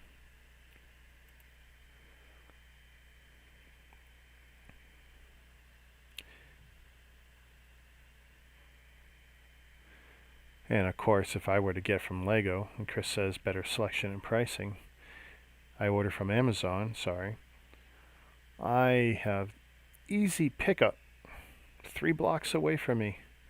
And I don't have to get on a phone with FedEx and tell them, no, it's okay for me to pick it up, despite the instructions from Lego.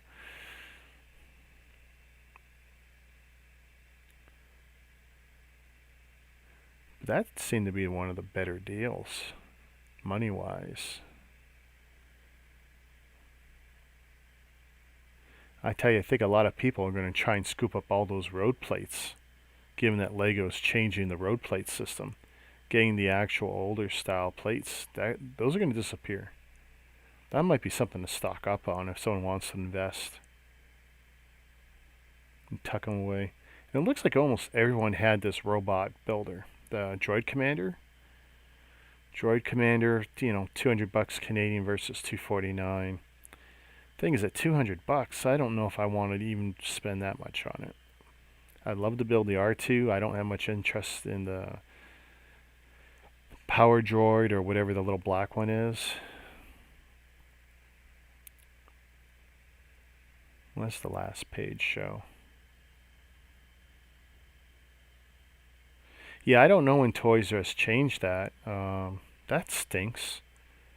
But Toys R Us has decent curbside pickup. At least they did.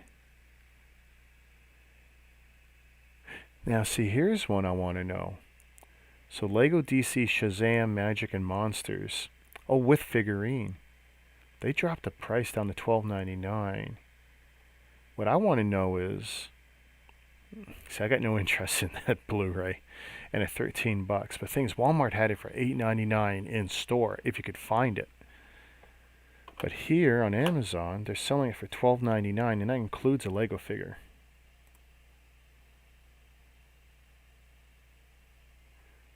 They don't show the figure though, do they?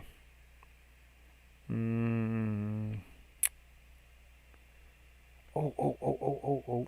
Hang on. Does the DVD version come with the same minifigure? Because they list that at $9.99. Oh. Okay. So if you buy the DVD, it says no figurine. And you get it for $9 or $10. Who cares? Don't want it. So that's saving 60%, but you want it for the dumb figure.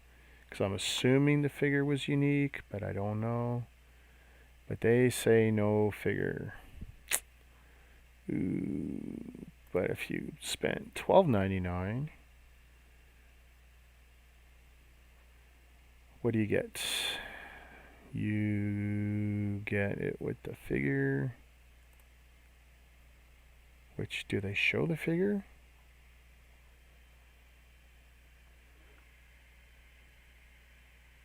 No. And I got no idea.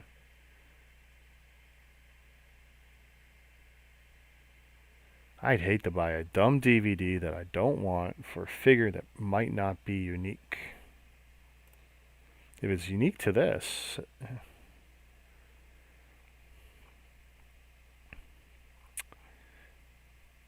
Shazam Magic and Monsters. Do you think there's going to be a listing on Bricklink? Bricklink.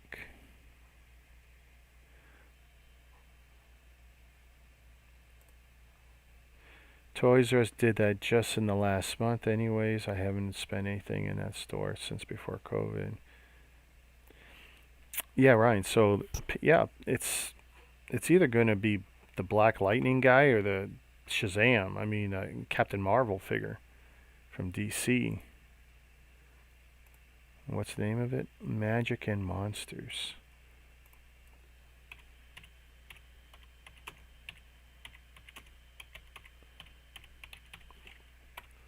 Let's see if Bricklink has a listing. Do they? I don't know if they ever list the Lego DVDs. Probably not.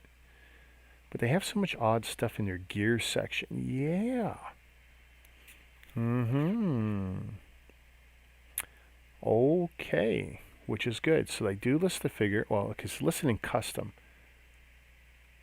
Well, actually, it's listed in gear as well.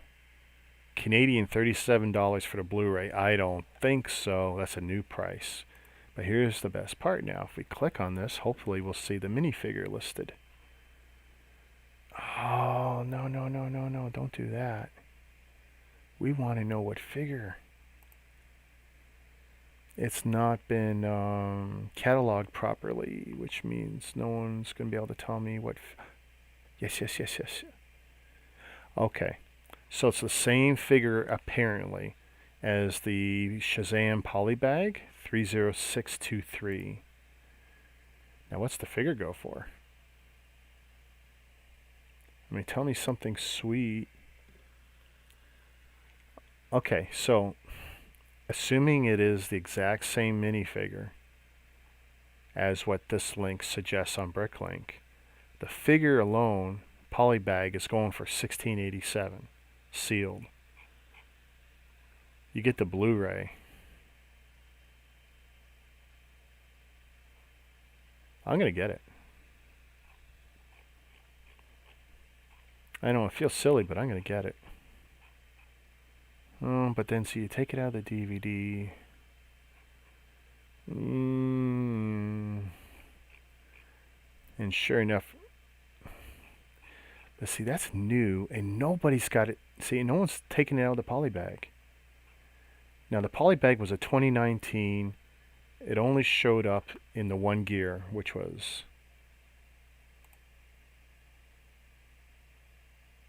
Oh, you know what they've done? This is it.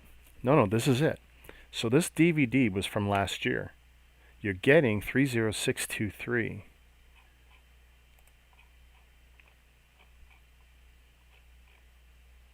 That's not bad. You're getting a DVD for free for, if you pay $12.99. Okay, so there's taxes, you're getting free delivery. It's still cheaper than the Polybag, and you're getting a DVD you can watch once. Now, if you can find it, if you can go to Walmart, they have it for $9.99. Not the DVD, the Blu-ray, because the Blu-ray with the figures. This is how I tripped over this info about 2 weeks ago. Some Walmarts still have it. So, see, I don't really care about the Marvel figures, but that's kind of a cool one. And presumably it's a whole Polybag in there, not like a silly insert thing like this, where you got no real good way of keeping that unless you keep that in that thing, I guess. I don't know. But I'm going to build them and put them with the CMF sets, so I don't care. Don't care. This was just a throwaway dumb purchase, That's 2 bags of candy for my car. Big deal.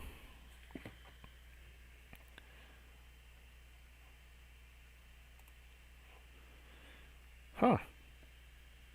So yeah, I'll probably get that.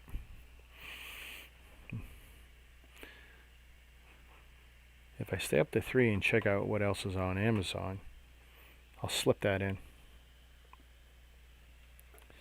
You'll know if I get it in New Bricks this week, next week.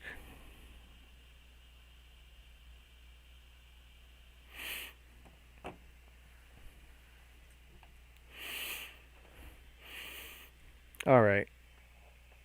Come up with another topic of discussion or I shut her down.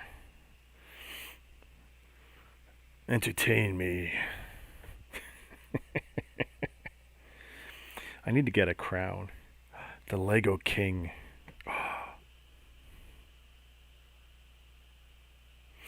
There used to be a Lego Queen on YouTube, and she was a horrible wreck. And I remember watching her self-destruct. She was upset that she wasn't in LAN and Lego wasn't sending her free sets, and she thought she was the greatest thing because she had X number of followers and this and that, and I can't. When YouTube stopped, monetizing me and this and that, and they took away my viewers. Well, maybe they did, maybe they didn't. I mean, the algorithms change, but people get sick and tired, right?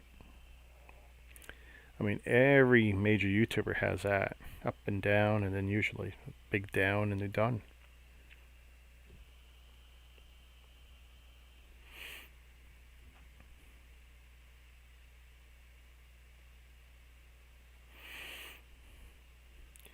Have you been considering doing any mocks? Well, here's the problem. I got mocks. And I've got them on the go, and I've got them half started in boxes, including my Sith Fury, my UCS Sith Fury, which is technically bigger and longer than the Millennium Falcon. And I bought all these pieces off of Bricklink for it. All the black wedges and stuff, of the different sizes are all for it. And even the small ones that I needed for the edging and stuff. Blacks and grays, and I moved these around last week, didn't I? I just got a million of these pieces that I bought all for that. Because of course I'm using the TIE Fighter UCS front windscreen, and that's like $150 part on its own for the front of the Sith Fury, and I build out from that. And the framing allows for 5 rooms, just like in the video game it comes from, but it's like Well, no, because it's horrible if I show it off. It's almost embarrassing. It's barely a frame right now. But yeah, it's in 6 big chunks right now. It's kind of. Oh, that's a good idea, cat. Go ahead, bite it. I dare you. It'll just be like that Lampoon's Christmas Vacation. Zzz. Come on, bite it, please. Please. We'll get a nice big blue or black imprint on my. Would that work on the green screen? That'd be funny. As the lights flicker in here, and then there's an imprint of the cat. That'd be the end of a lot of my problems if the cat would just bite a wire.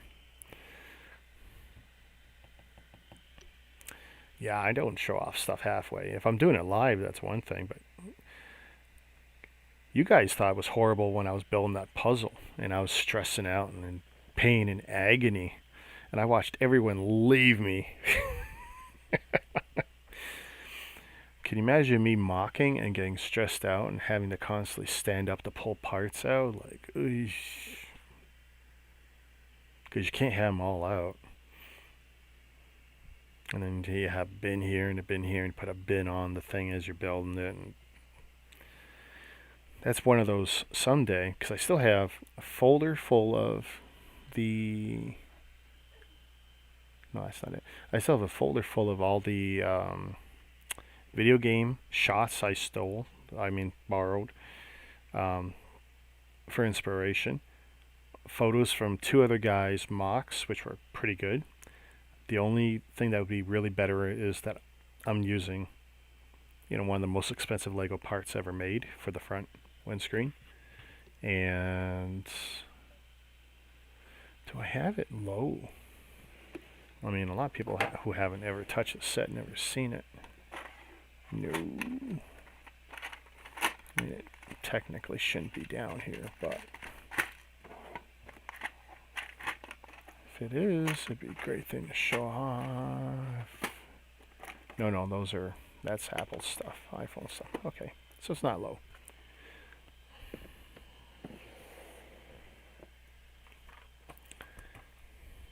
But yeah, in the world of expensive parts, that windscreen from the UCS Vader tie, the Vader tie. Very expensive part to use. The front and the back of the center of the cockpit, whatever.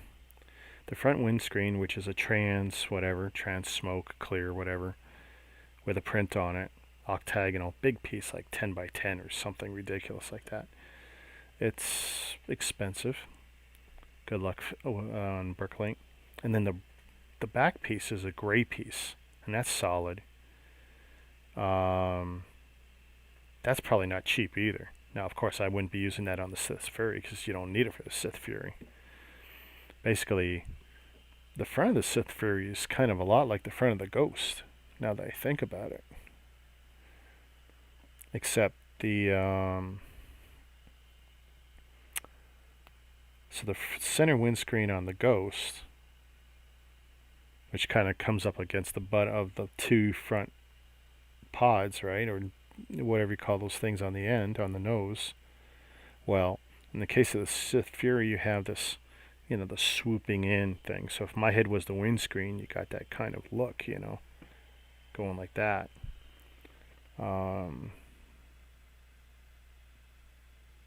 Geez, that Zeb figure looks so nice. I get a lot of offers for that. Everyone wants that Ghost. I ain't selling that. I'll sell a lot of other sets before I sell that. I'll sell a lot of UCS sets before I get rid of that Ghost. Because someday that Ghost is getting done. I guarantee you they're going to get it redone. Especially if they find a way to bring the Ghost or those characters, any one of those characters, into the Mandalorian. Oh my god. Or into the Obi-Wan show. The Obi-Wan show's around the corner, guys. You don't think there's potential to see this in an Obi-Wan series? Please. We already got Ahsoka and Mandalorian. We're getting General Thrawn. What, next episode or by the end of the season? I said Ahsoka would be the end of the season, so I've been proven wrong on that so far. So I'm 0 for 1 for my theories for Mandalorian. I'm keeping track, even if no one else is. So we're getting Thrawn. Let's hope he's blue. I tell you, the world will be so upset if he's not blue. Blue with red eyes or something like that.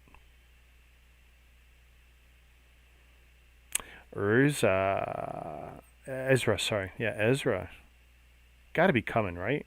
Especially when you got Filoni. I mean, Cowboy Filoni there. Dave Filoni. He, his ties to the animation stuff. I mean, he's going to want to bring all the good stuff forward. All of it. Grand Admiral Thrawn. There you go. Someone who knows their stuff. That's right.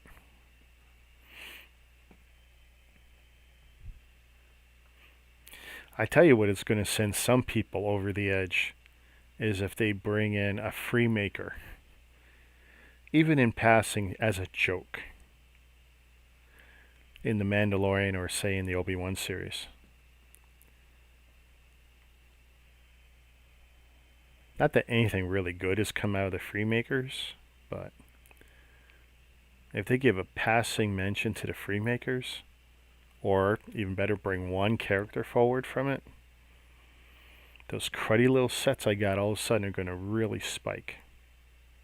Because frankly, both those sets were trash. Actually, not both. There's three, right? There's the Arrowhead, too. That's another set that was just... Come on. If I can see it, I will pull it down. Because that is such a trash set. And I got it like 50, 60... Like, that was a huge discount on Amazon. And it was good for parts, too. Oh, that's it. It's in storage. That's why. It's in storage, because it was only for parts.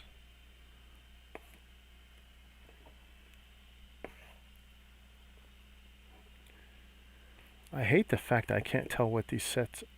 Oh no, that's it. Roger, Roger. Roger, Roger. And look at this. See, just handy. Look what I got. I got the Batman movie book. And that was another one that was $4. You know what? 2 years ago, a year ago? But it was a hardcover book, right? The movie annual. What a great book for kids. And actually, got two of that trash. I shouldn't call it trash. There's nothing wrong with it. Let's see. If I move that up. Yeah, the Arrowhead. You got Xander, Cordy, Roger, Quarry, and Stormtrooper. But you don't get the little guy.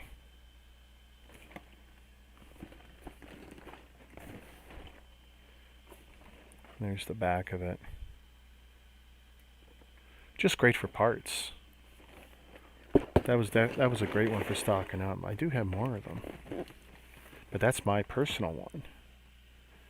That one's getting built no matter what.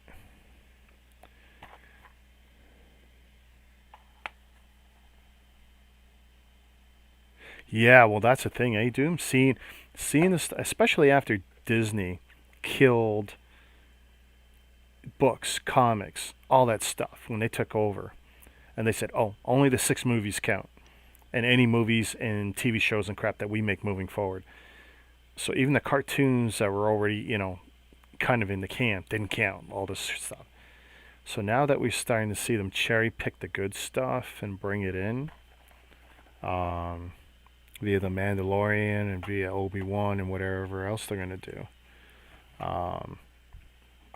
Yeah, that's gonna be nice. Trying to fit these back in. I literally have this wedged in. Whatever I gotta do to make space, right? Ooh, is there something else in there? No.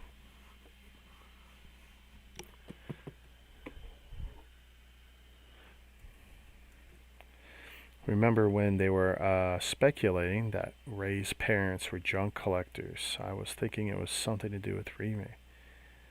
You know what? I do kind of remember a lot of people, even Star Wars Theory, had talked about some of this stuff. And even if that was an official idea that they were playing with, Kathleen Kennedy and all the other, people juggling at Disney, who, depending on your points of view, bungled the greatest franchise ever, Star Wars. And I'm not a hater. I don't hate all the new movies. I don't hate any, not even Solo. I don't hate none of them. But they did some trash stuff. Finn's character from day one was supposed to have Jedi leanings. We've heard that from everyone involved in the first movie. We've heard that from the actor himself, what he was told. And then he was largely forgotten, put aside, and for a bunch of the international markets, sometimes his character was either taken off movie posters entirely, and sometimes edited versions of the movie were released in those other markets to downplay the black guy in the movie. And then him and his kiss with the Korean girl, in some markets they didn't have that in the movie at all. So Disney really, they trashed the Star Wars stuff. You're far better not to film something than to edit it out and you say this is in one market and this version's in another market. Especially with the way things are with the internet now. That was horrible. That's a bad step for Disney. Guys like Filoni and the big guy at the big Marvel guy. They're they're doing a lot to fix all the bad stuff with Disney and Star Wars or whatever.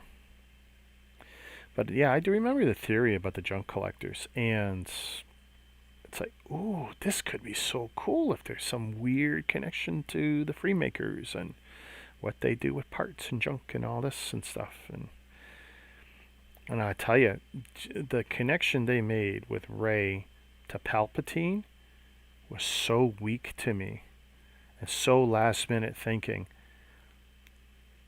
It's like, if they wanted to bring the Emperor back, I don't care what anyone thinks. Oh, the Emperor is dead because of into the thing. Hey, it's Star Wars, whatever. You didn't have to make a connection between Rey and Palpatine. It didn't have to be done. Rey didn't have to have a connection to any Jedi. You just find another explanation why she comes from nothing and she's, in tune with the Force or has high midi-chlorians, whatever garbage answer. There's a lot of people that think Kathleen Kennedy ruined The Last Jedi. You are not alone in that. And I'll tell you, I'm not a Kathleen Kennedy hater because I've seen enough and listened to enough of her that I do believe she's a fan, and I do believe that in her own way, her visions or her influence on other people's visions of what Star Wars should have been. Because there was a lot of decision makers, a lot of people involved in the first of the three comeback movies. Solo was hurt not by Kathleen Kennedy's people.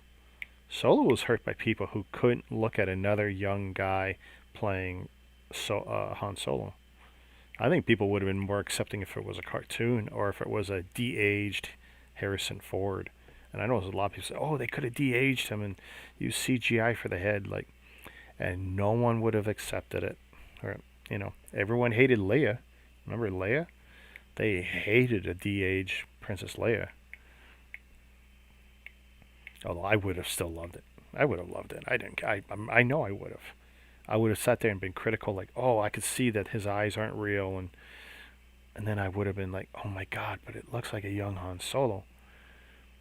I mean, anyone who's seen that Will Smith movie where he's fighting himself, a 20-year younger clone or something like that, the technology of the last few years is amazing for what they could do if they want to do something. Um, just my view on it.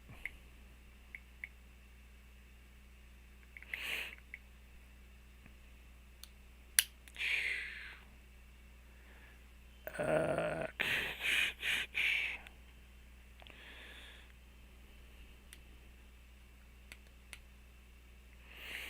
yeah, that's a pretty deep rabbit hole. We could talk about Kathleen Kennedy forever. I actually thought she was supposed to be out of the job soon. I thought her term was up. I thought people were gonna force her or ask her to step aside for betterment of the company.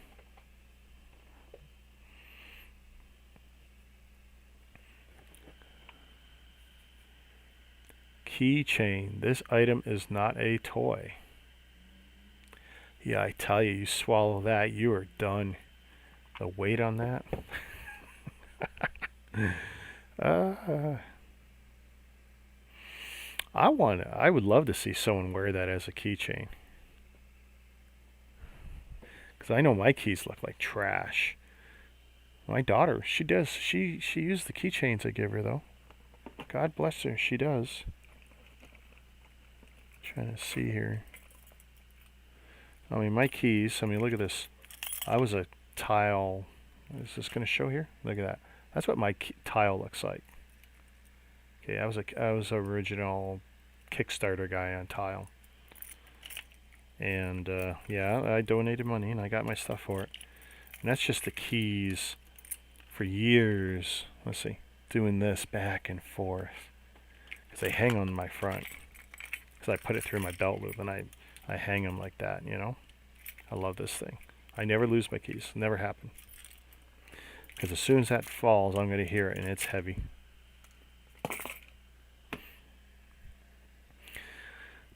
Later, I'm going to see the thing. Oh, you shouldn't show your key. Someone's going to take the digital image and make a key. Yeah. Good luck. Good luck doing it. I wish you luck.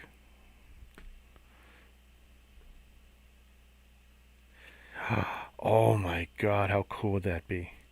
You know what? Wear this. I tell you, you go into the Lego store when this shenanigans is over, because I can't walk into a Lego store now. I mean, the only one I'd ever want to walk into is Yorkdale anyway, because I don't care about any other Ontario-based Lego stores. The Yorkdale one is still the best one we got. And I saw the videos on the West Edmonton opening, and it's great. It's nice, but it's big, and the West Edmonton Mall is big, and anyone who goes out there knows it's big. But the heyday of that mall was in the Gretzky years. The mall is largely trash.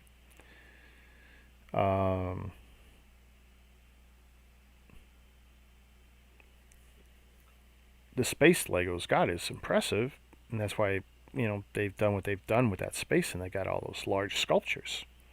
That's great. But in the end, they still got the same 450 sets in the store that my store has and that most of the other stores have.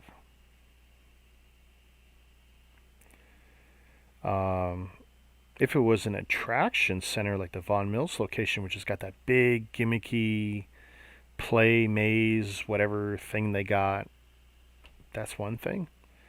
But my understanding is, after watching Brixie and a few other people go through the West Edmonton stores, other than the big sculptures and the ones hanging overhead outside the store technically, and that's scary, the stuff that's overhead. If that ever comes down, they're going to kill someone. And second, people can pitch stuff, and I don't know about you, I've been in enough malls. Anyone ever watch Weird Science? You see the kids, Robert Downey Jr.'s character take the 7-Eleven cup, whatever it is, take the lid off and pour the drink down on the other two kids. I mean,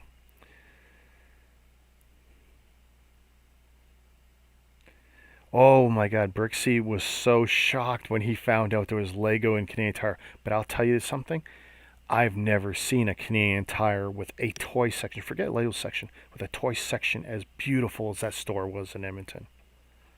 So it just goes to show you how good Canadian Tire can be in areas that are under serviced by Walmart or have no Walmarts. Canadian Tire is the go-to. If you got Walmarts, Canadian Tire is not the go-to anymore. No, I did. I watched most of that video. I can't listen to him, and I can't listen to his awkward laughs. I think we discussed this before. It's not easy if you're talking to a smaller audience. Hey, I only got a handful watching, right? It's not easy to talk into the air. And some are going to, some watch this now and some skip through it and watch stuff later. And they hit me up with questions and talk to me and stuff. But he, I don't want to talk bad. It's nothing bad. I got nothing but love for him. You could definitely see where some people have gravitated to Lego because they lack social skills and they can't talk and they have issues conversing with people.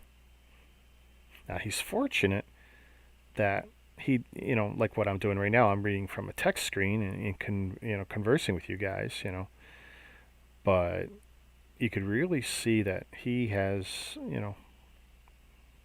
some of those communication skills, issues, whatever. It's small, it's nothing, but it's there.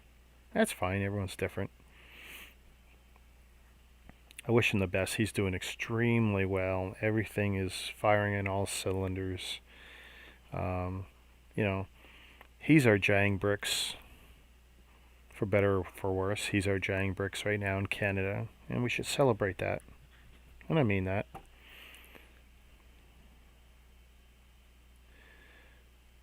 Oh God, don't get me started. Don't get me started. But you know what? He's done so well for himself, and you know what? He's got that relationship now with the West Edmonton store. They clearly like him. That can only bode good things for him. And if he's not land, he's probably going to be land soon because I can't see any reason not to. I don't think there's anything about him that makes him a sketchy person to have in land. Oh, it's a horribly nervous laugh. But you've probably got coworkers or something, and or bosses, and it's always weird when it's a boss or something. But you probably got people who just the nervous tics or the nervous laugh, or they shy away from conversation or can't speak publicly. Oh, watching my boss at work, when we have a meeting, we don't have a lot of meetings, but watching her have a meeting, it's so awkward because it's like a train wreck, and she's got her nervous laughs, and then at some point she's gonna try and be funny, and and that's where the train wreck, goes because she's never said anything funny.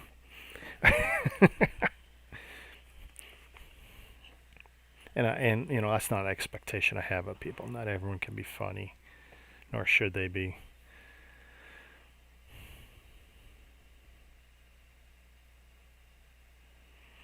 Yeah, I think if you were to do a lookup, I think he's literally gone from 10 to 15,000 to 50,000 in a year, which is, well, that's the thing too, right? 0 to 1,000 is your hard spot. This year I picked up 150. Because I was at sub 400 or below 400 before this year, as far as I know. So I'm ending this year 650 to 700 at the rate I'm going. I'm 650 plus right now. When you get to that, and all it takes is that one video, so you start trending in something like I did with the Mega Bloks one, and that definitely helped because I can see where I'm picking up subscribers from that. And the unfortunate thing is, I get subscribers from that, not from Lego. Lego's saturated. Just bottom line, it's very, very hard. But if you can get trending for any one video in Lego, it just goes up. And he's done very well for himself. And now that he's hit the 50, it's like, okay, so now we've got some real goals here. Is he going to be able to go from 50 to a million in the next year? Because all he's got to do is get one or two or three, decent performers. Videos, I don't think it's the live stuff, I don't know, but it might be the canned stuff he does that's better edited. And if he could edit out some of the nervousness and put forth the more professional line of video, there's probably no stopping him from hitting that million mark within a year. A little bit of editing, hauls get him a lot of views, I think.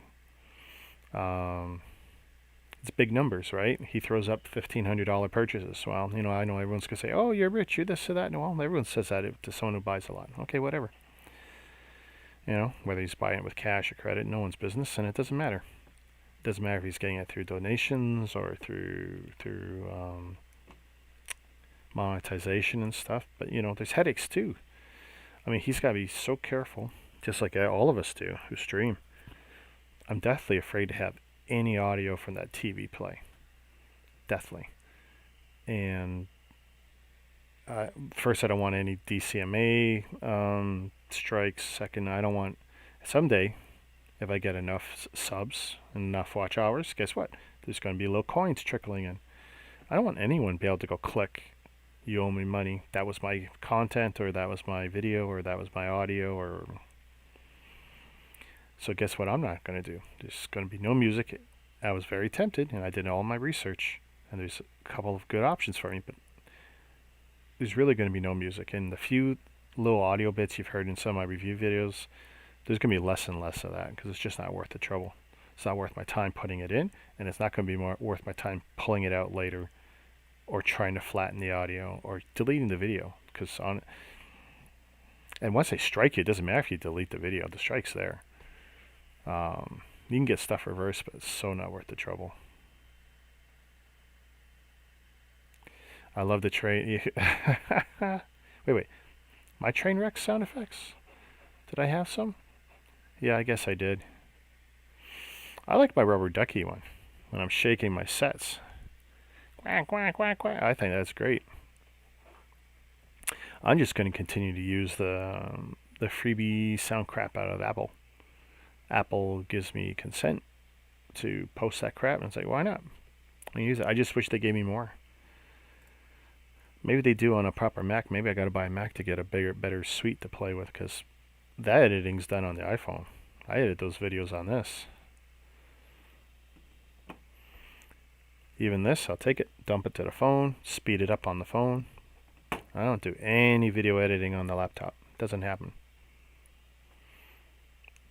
I build on the desk, and I stream here, and beyond that, I get off the desk, and everything else is done over there. Well, I'll take the pictures and videos, with the camera. I'll put it on a stand, and not a stand, but I'll use one of the light, this one or that one, take the light out. Actually, it's this one here.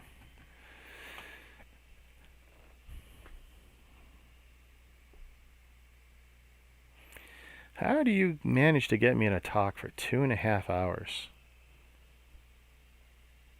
This time, at least this week, I bought 2 sets. Geez, last week, you got me, I think, for 3 hours, and I think I only bought the one.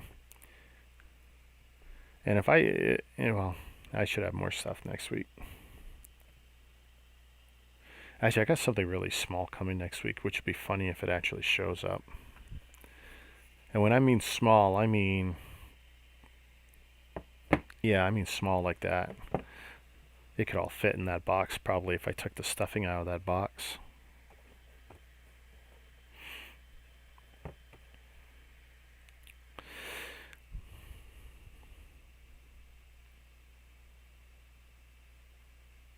Oh, okay. Yeah. Not my coworker. That's my boss. She's my direct boss. great lady. But yeah, English is not her first language. And she's definitely in deep water. Where, it's very tough to be in warehousing. But yeah, not everyone has good conversational skills in front of an audience, especially a large audience, especially an intimidating audience. Can you imagine having like a dozen guys who look like me standing up with harnesses and big machines behind them because we get off our overhead pickers and our reach trucks and our dock stalkers and our walkies, and we all stop and no one wants to be there. And then you've got to say something to us and make us do something. When, I got more gray hairs right here than some people, have years of life, you know, in that building. And they're going to tell me what to do. It's tough. It's tough for every new guy who comes into my place and has to deal with me. I mean, I made one guy quit this week. I made another one, cry. There's no picnic being around me. I've been called on the carpet a few times for being rough on people.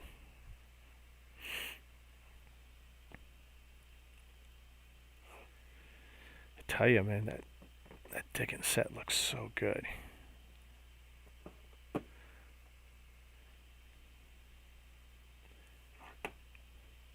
I feel bad for those who couldn't get it, but it's popped up twice, right? 3 times now.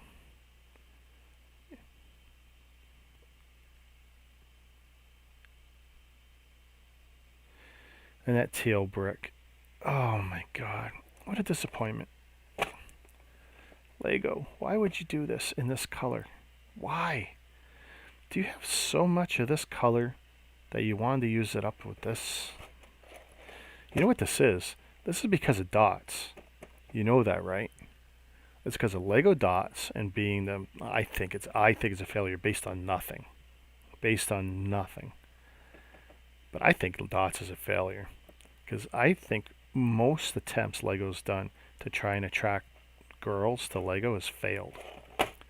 When they've tried to target girls, don't target girls. Put out good stuff. If girls want it, they will gravitate to it. And I've seen girls who do, women who do. And yeah, some of them don't mind doing the dolly and the bright color stuff, but to do this same brick over, a lot of people missed out on the red one, great. Why would you do it in this teal color? Or is that turquoise? I don't know. I think it's teal.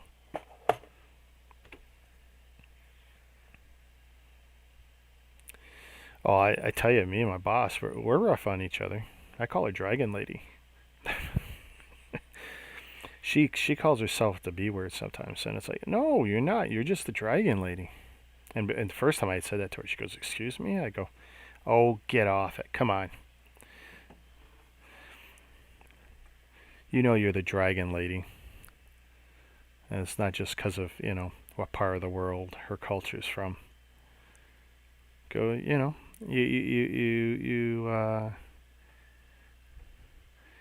put that out there, She barks big. She got big bark for a little lady.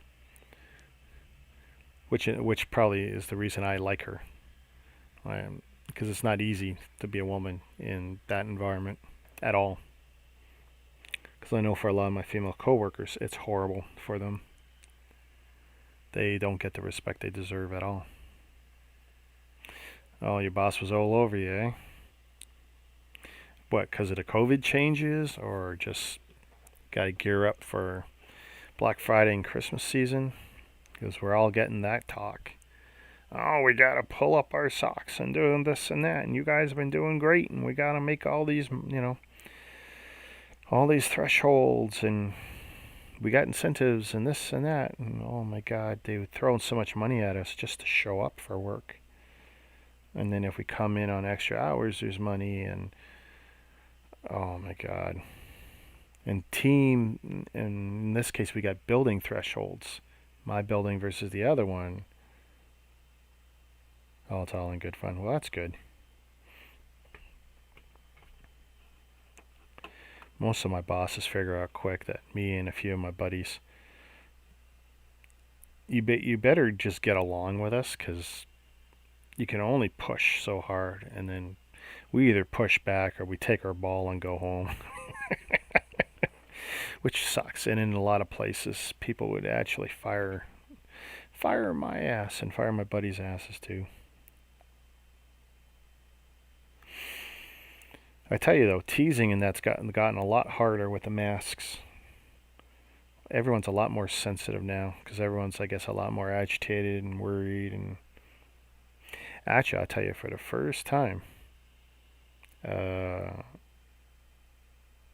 it was a lot more tense at work since COVID started, because we got the mayor one city over from us, where my workplace is, basically saying, you know what, it's not fair that the big box stores get to open and the small guys gotta close, and and you should be just like what you're dealing with, where you gotta put the ropes in your lanes at work, right? Well, that's not so easy to do on the scale that we work in my place or somewhere else, or that we shouldn't sell what we sell and this and that.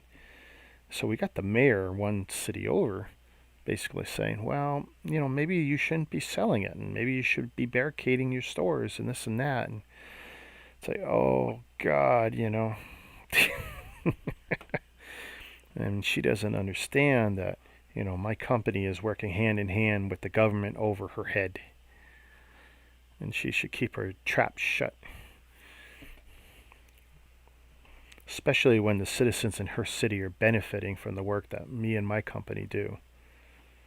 That mayor should just keep quiet. Because she's done nothing for her people, that's for sure.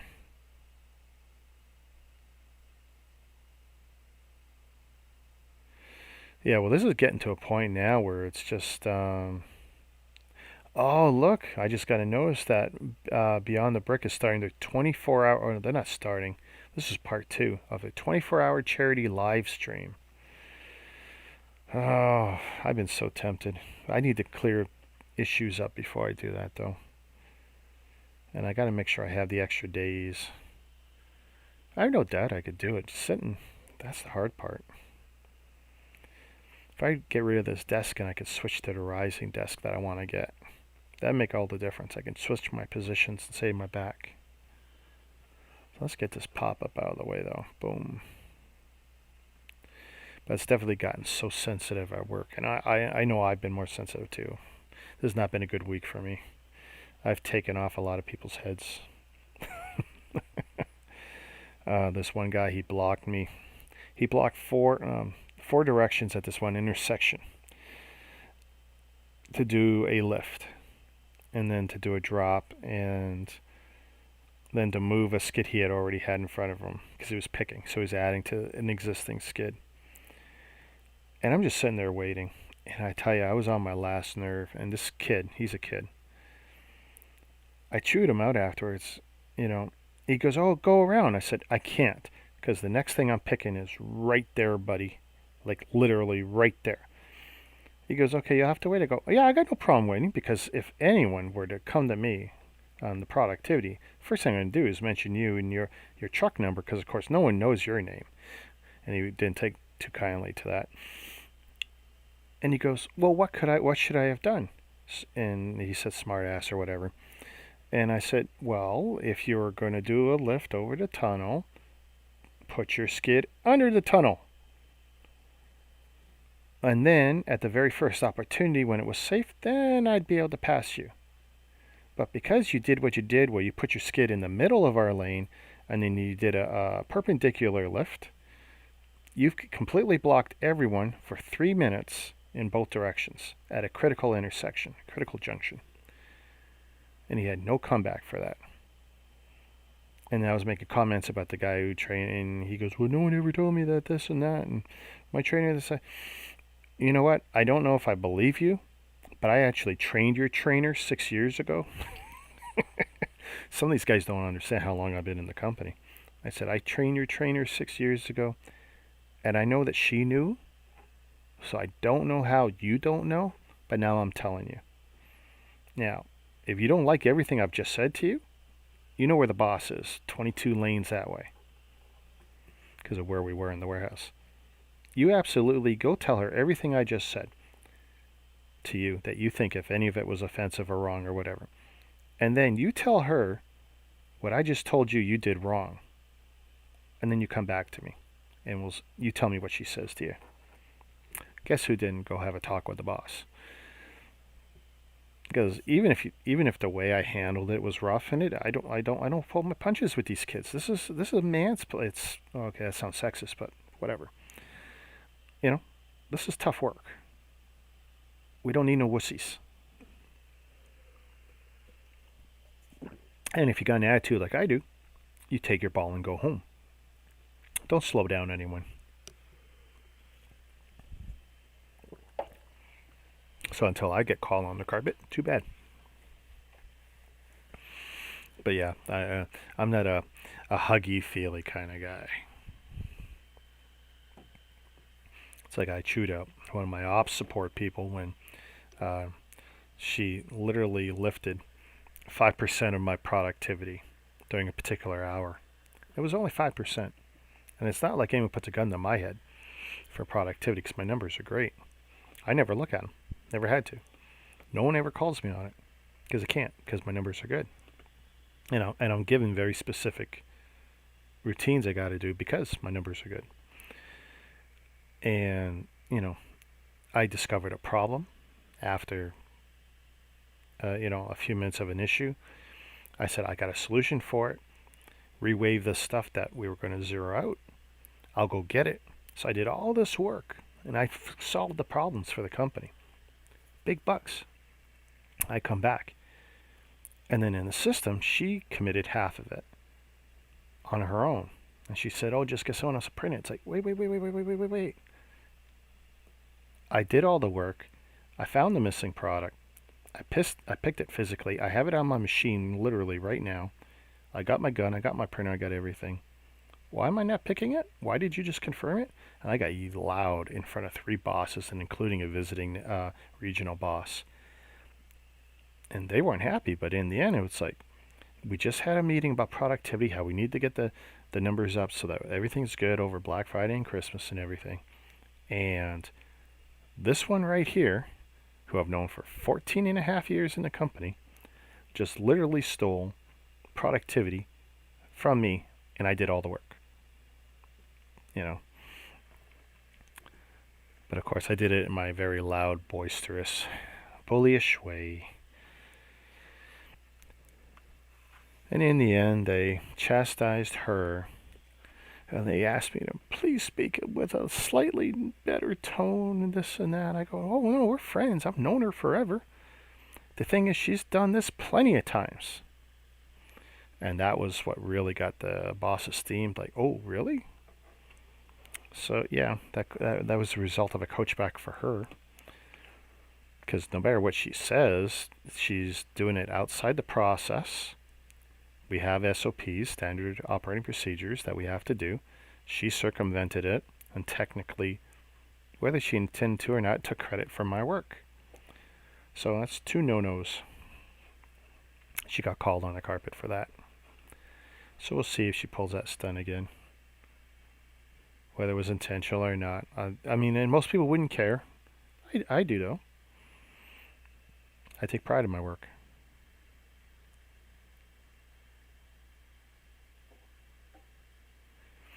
Well, here's what, if you don't stand up for yourself in that kind of environment, if you don't stand up for yourself, you get run over. I got a couple of guys, and my heart bleeds for them. Nicest guys. One of them, not the smartest guy. I don't know if he's slow. I don't know if he's just too nice a human being, because there's definitely some of those. Really great guy. And I spend time talking to him sometimes. He asks a lot of good questions. And he gets railroaded all the time. And I can't say it's a racial thing or a color thing or whatever, because with most of my leadership, he's of the same as they are. So it's not that. If you would look at me versus my warehouse, you'd think I'm the outsider. So it's not that. But he just ends up getting the most. He gets all the dirty jobs. And he doesn't stand up for himself. And it's not that he's super qualified or good at any of the other stuff, but it's like he just doesn't stand up for himself. And he's good at what we get him to do with the dirty jobs. And we always think of him when it comes to those jobs. And he does it with a smile, and he never complains, and he's happy to do it, and that's his work ethic, and that's why we love him. But it's like, oh my God, dude, you're certified to do this and this and this, and we have you on the floor doing that. It's like, my heart bleeds for you. Because you're smart and you're trained to do other stuff, and you're doing stuff that people with no training do. And he does it. He's still getting paid as if he's, doing my work, but he's doing lower work, Oh no, that literally, those three words, RSE spelled, SS, I say that all day. You're going to be right back. Hells no. Hells no.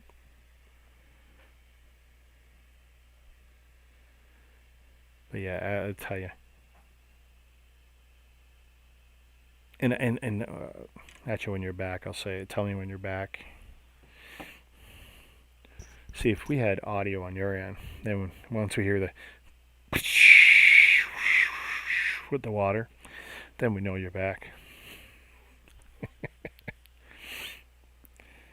Oh, I gotta treat my eye again. I can feel it watering up.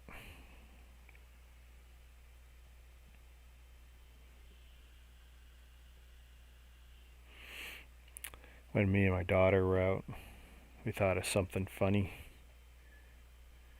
We'd buy a real wreath, and when my wife has done her Lego one, I'd I'd use some digital effects to show a time lapse, because I don't have a time lapse of it, or still someone else's build of it, and then show my wife's, and then show it final, and it's a real wreath at the end. I don't know why I thought that'd be funny, but maybe if I rebuild it. Got another one. Build that maybe. I'd do it. Oh my goodness. Father of the year. Your kid was still awake. Of course, it's not, 1:13 a.m. where you are, but hey, it's Friday and it's COVID. He's probably only in school 6 hours a week. It's really hard to be a tough-ass dad this year. I'm glad to hear he's in bed now. Sleep is good. Good for growing, too. That's when you grow.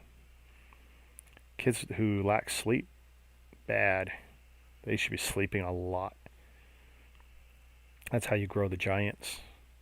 Especially if you want a football player or a hockey player. Lots of sleep for them. Lots of cow's milk.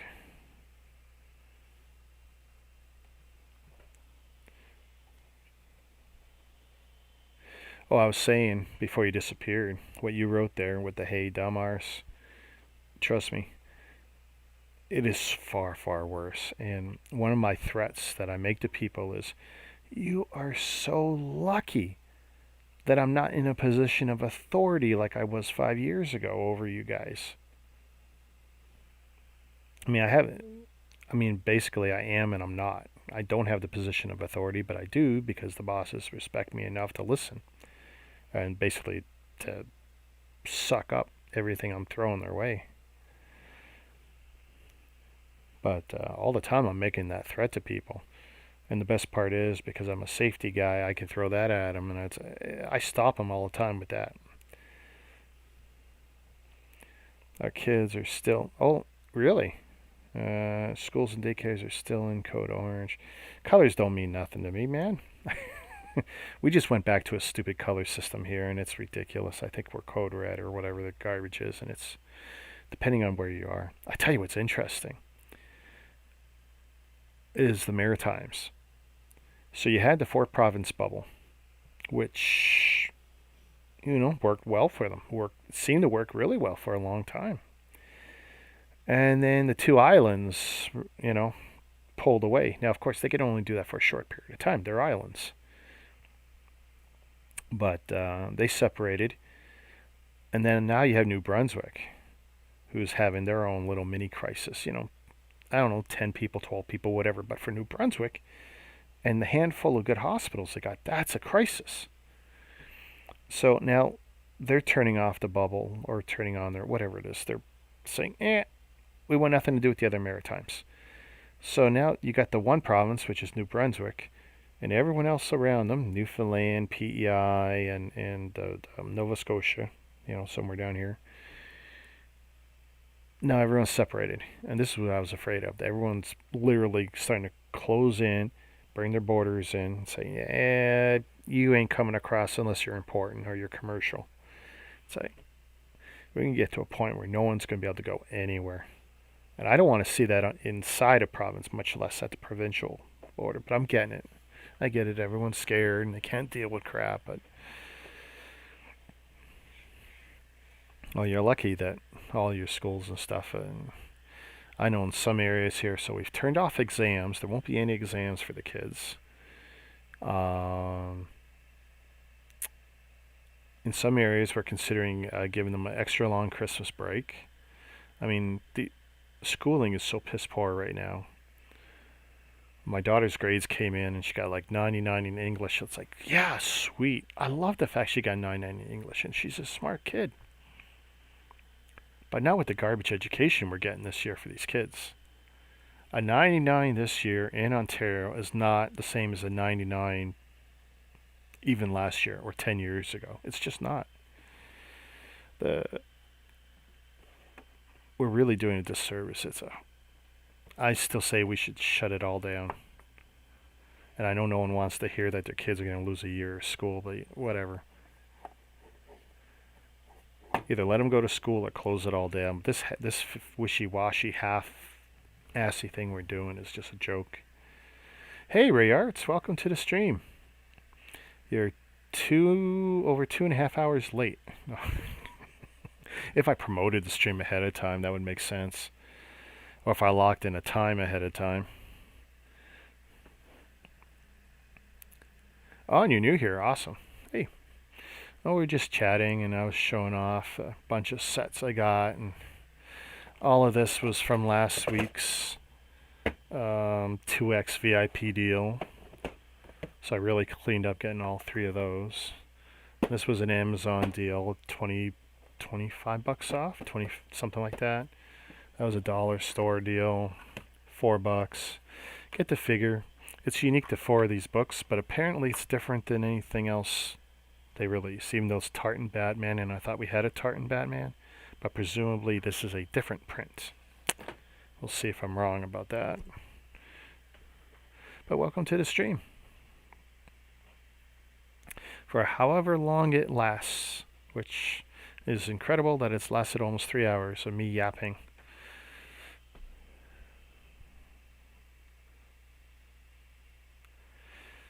So Ray Arts, are you a Lego guy? Are you a Mega Bloks guy? What are you into? What are you building?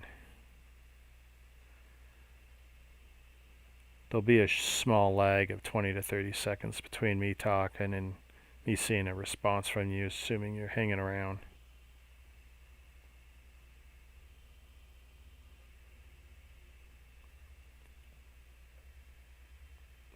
Shazam. More empty cardboard boxes here. Oh my god, it never ends. Mega Bloks. Awesome! So your Mega Bloks Mega Constructs. So, Halo, Game of Thrones, Masters of the Universe. What's your poison?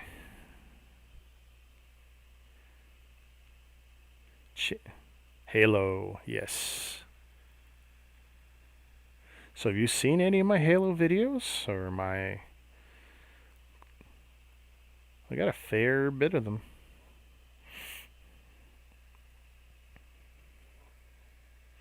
And if not, you should check out Was it the video in January, February I put out on the warthogs? That's a big one. Second only to Jang. I'm proud of that. Second only to Jangbricks. And even he hasn't done a video that encompasses all those sets. Mostly because I think, like most people, he doesn't have the space to have them all out, even though he's got a dedicated Halo room. Big Halo fan, that guy. Or he was he had a day. I don't know if he changed it. I know he did. I know he did have a dedicated room for it. Because I've seen that video a bunch of years ago. Ah, Mexico. I'm in a bunch of the Mexican groups for Mega Bloks. Mega Bloks MX. I've bought and sold from a lot of guys down there. What's going on next month, Doom? Oh, you're pumping out your Halo Fig reviews. Is this part of the batch of 21 videos or something you've been brewing? I'll tell you, it's good that you've got a constant, because I definitely have seen where, my numbers dip when I'm not putting out something all week, and it's like, you know what, I didn't feel like taking pictures of stuff and doing the teases all week, and some weeks I just don't. This is not a job for me. Ray Arts, your English is better than you think, and you're actually your typed written English is better than many of my Canadian co-workers here in Toronto, Canada, where English is one of our two national languages.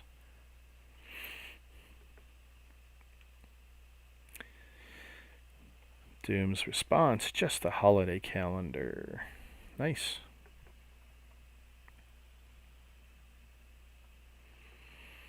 I'm hoping we don't have too many delays for new product for next year. See, that's one of the things with the Lego and a bunch of the Mega Bloks. Anything coming out now had such a huge lead time. I'm so worried about all the delays this year caused by COVID, what it's going to do next year.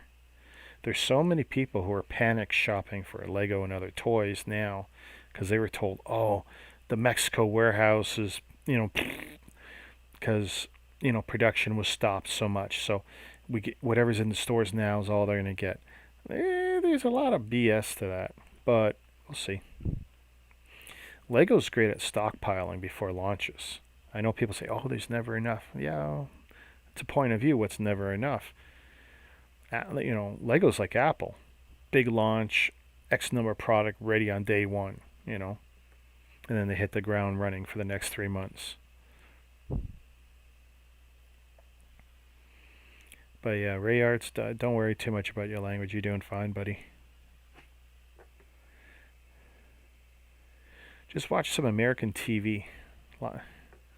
Just don't listen to Trump, whatever you do. Don't do that. The Americans don't listen to Trump, so you shouldn't. Oh, do I speak Spanish? No, I'm afraid not. But you might have seen some of my posts in Spanish. Sometimes in the Spanish groups, when I make some posts, I'll use Google Translate and hope that it's done a good job. It seems to be doing a good job for English to French, so I'm hoping it's doing a good job for English to Spanish.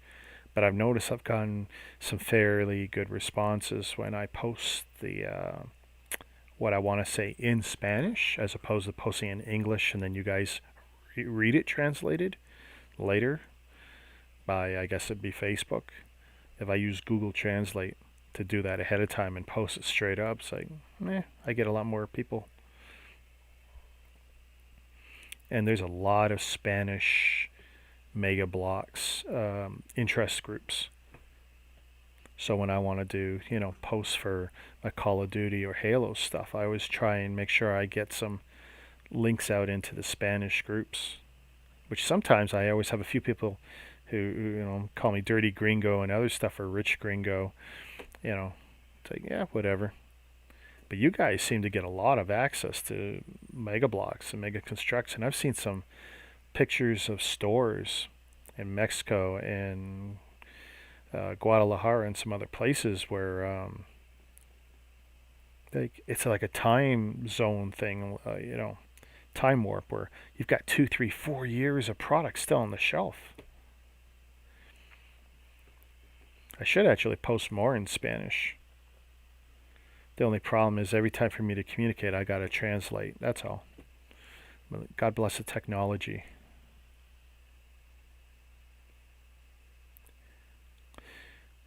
And it seems like you understand English pretty good. You're following just fine.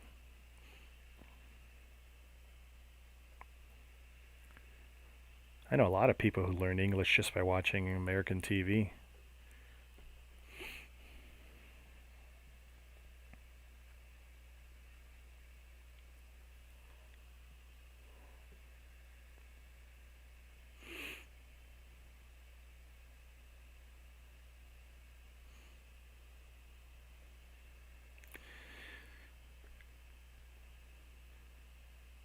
Pretty late at night though. Well, I guess for you, you're. Geez, what time? What time zone? Do you, what? What's the time there for you now, Ray Arts?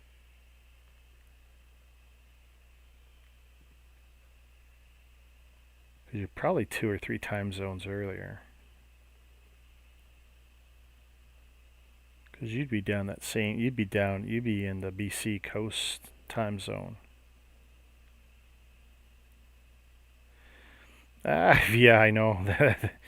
Surveys, I tell you, uh, in the Dominican, when I was in the Dominican, both times, cerveza, please, and hamburgers. I knew at the time.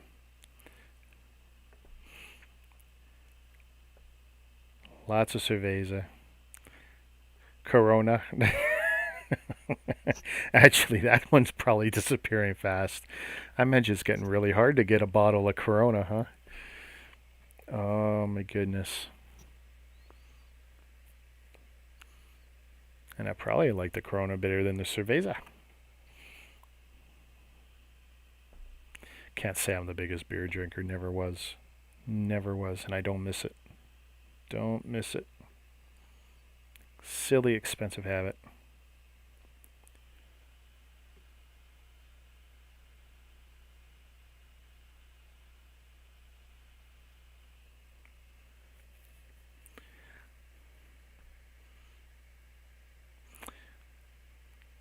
Oh, here's a spoiler alert. If you haven't watched the newest episode of The Mandalorian, plug your ears. Countdown 5, 4, 3, 2, 1. Hey Ryan, what you think of the name? Oh my god. We had to stop. So me and the family were watching it. Like I told you, we were watching it during dinner. So we're eating Chinese food, we're watching it before I go to FedEx to get this. And we heard the name. And it's like, what? So we rewound, 30 seconds or whatever on the Disney Plus app. And it's like, we're hearing it. And it's like, really? And we were arguing it back and forth. And it wasn't just me with the bad hearing. Did it one more time. And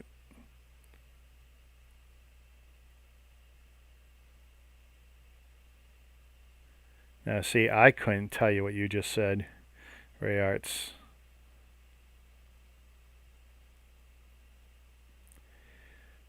So whatever it was close to what you just said. Grupo.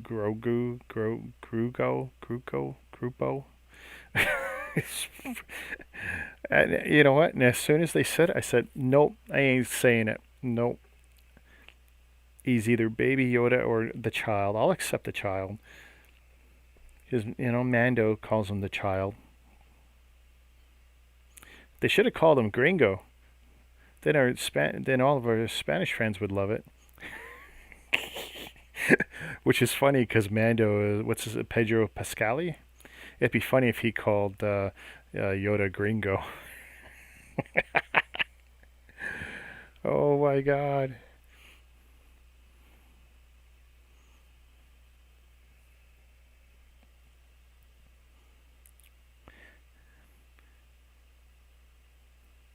Oh, you got that? Okay.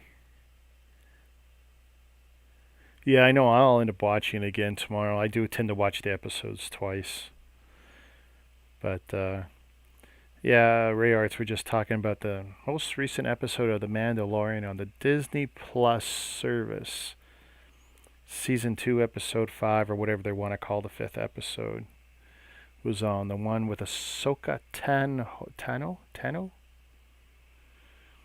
They named the baby. So if you haven't seen it, you'll enjoy it, I think.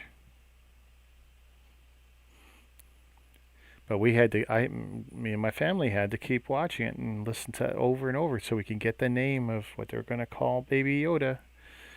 And it was like, okay, I didn't like that name. And I just think it'd be funny if they called him Gringo.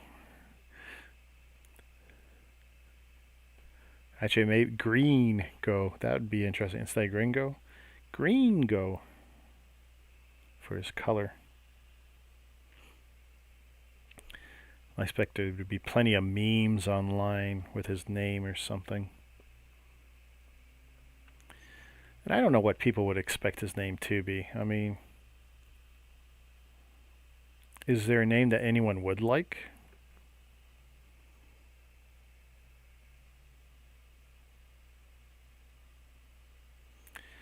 Just call him Grover. No. uh,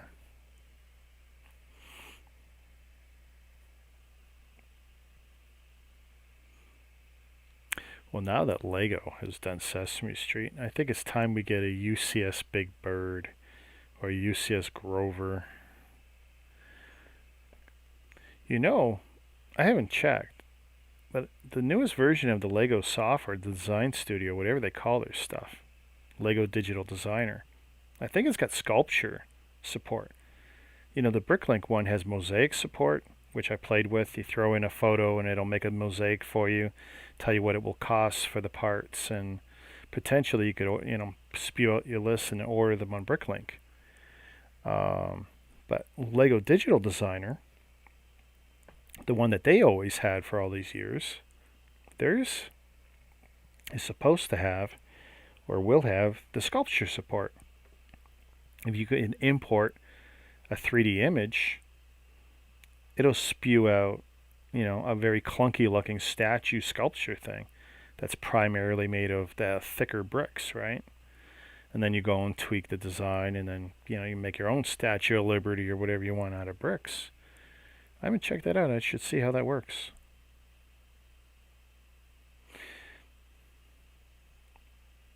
Why are you like building these things? Well, I just love this stuff. Why not? Mostly I'm a Star Wars fan. That's how I came. Okay, long story short, 40 years ago, I built Lego. Old space Lego. And then for 35 years, no Lego. Zero. Then my friend, 8 years ago, bought me some Star Wars Lego. One set. And then I turned around and bought another set. And then within a year, I had this many sets. And then within the next year, I had 10 times that. Now I have very, very, very many sets.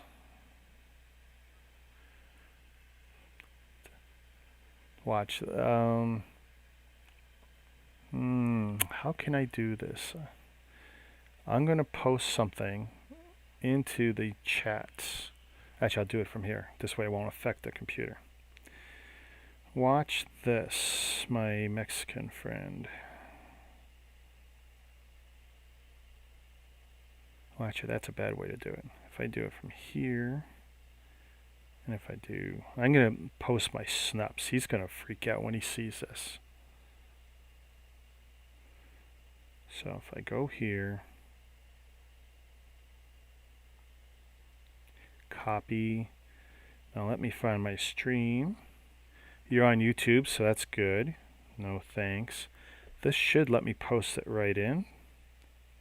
So there's my stream.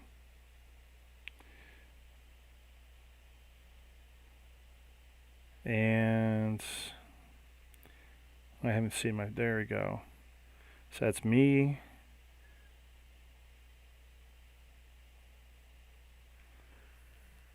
So Ray Arts, that link I just posted, that'll show you, not all, but it'll show you a lot of what I have and what I built and what I'm intending to build and so on and so on. And you know what? Since this is my thing and my LP,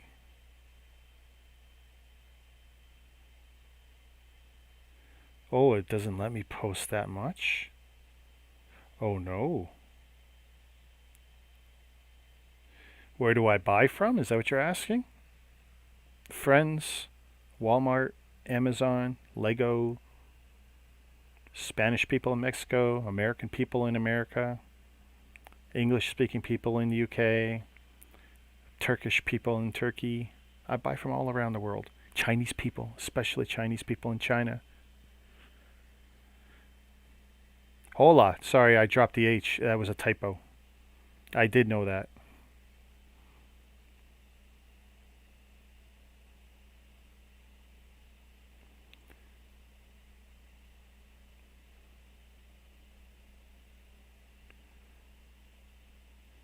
Let's see.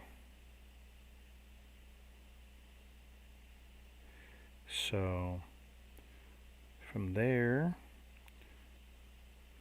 I'm going to post a bunch of links for you. But the first ones are probably the most important. But that very first one I gave you, that one is going to be something that'll blow your mind, I think.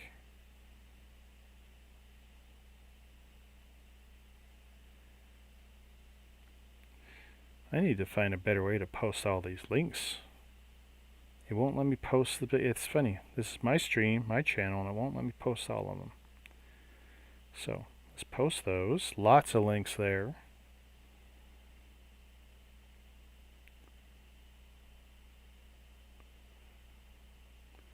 And we'll do the same thing again, but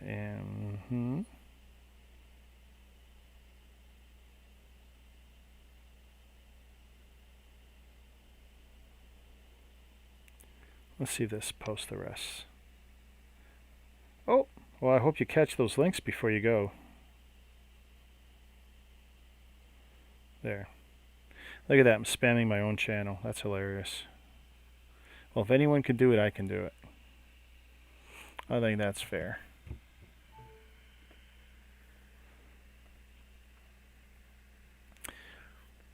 Oh, buys, adios. Oh, but you're not leaving. You're just educating me.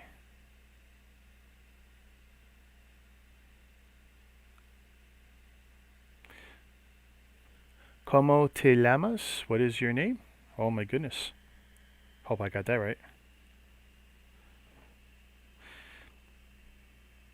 Well, my name's Richard Martin. Just in case you didn't know. I don't hide behind the name Albrecht's count. Where's my hand? I got so many cameras. And we haven't played with all of them in a while. Boom, boom, boom. Boom, there's another camera. See? Ooh. Let's show our Mexican friends some stuff. Ooh. Although I don't have the long cable on today. Lots of good stuff down here.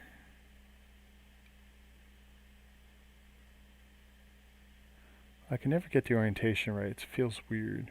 Ooh, up to the ceiling.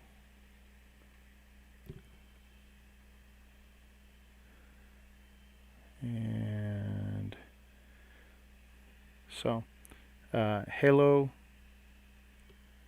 there, Game of Thrones there.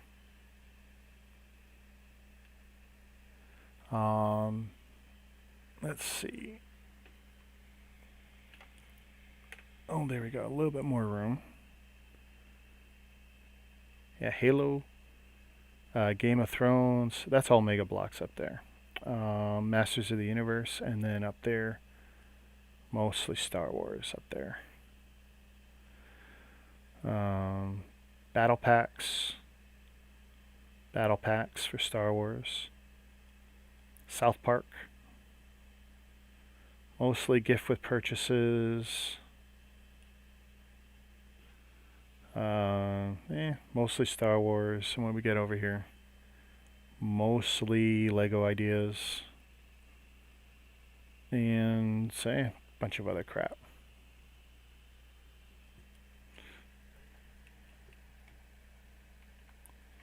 Ray David is a good name in any language.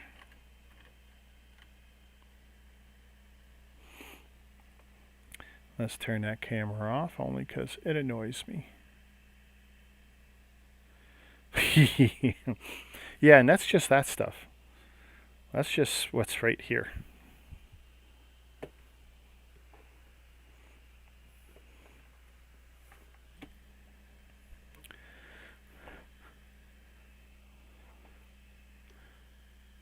That doesn't include a lot of other stuff that's in box. That doesn't include stuff in display cabinets behind the green screen. Oh, yeah. Oh. So, I'll show you one more thing. Da-da-da-da-da. Boom. All right, so there's my third camera again, right? So you see this? Hey, you see me, right? Woo. Green screen. That's what's behind me the whole time. And where's the floor? And there's the lamp shining up there. And that blocks out a lot of stuff I don't want you to see.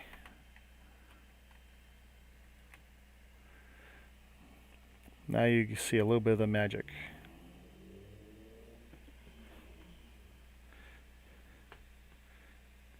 Yeah, I've been a bad influence on Ryan.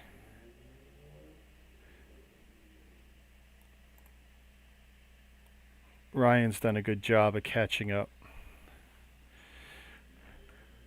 I'm sure his wife's not thrilled hearing, "Oh, you're gonna talk to that Richard guy again? You staying up late talking to Richard again?"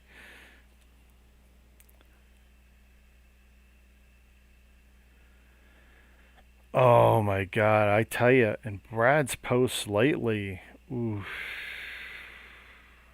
I gotta stop talking to him.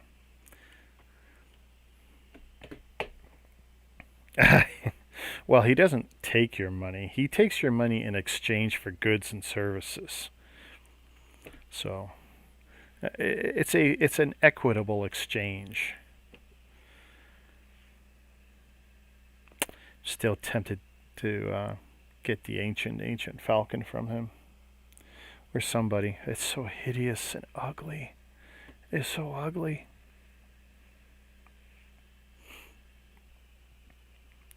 But you know, for every guy like me, then there's someone that I know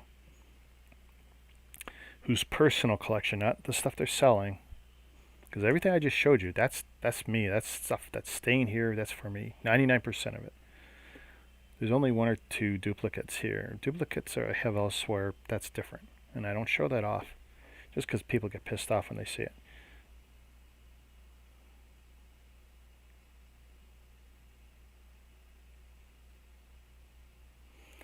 Yeah, I mean, bricklinking that set was, a good move. You're fortunate that a lot of that set was pretty common.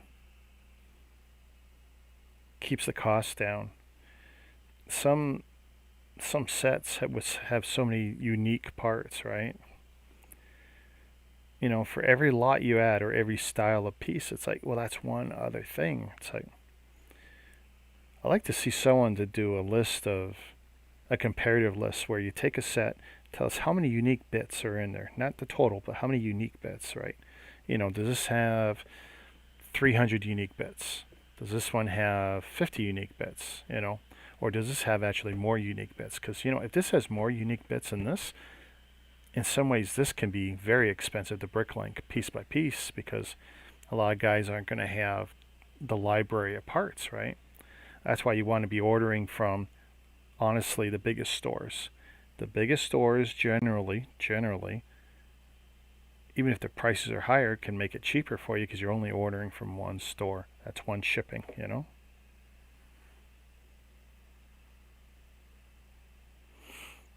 Yeah, if you can do substitutions, especially if they're not visible and only you know about it, and if they don't detract from the set. Of course, you gotta know when to do them. That's a frustrating part too. Um,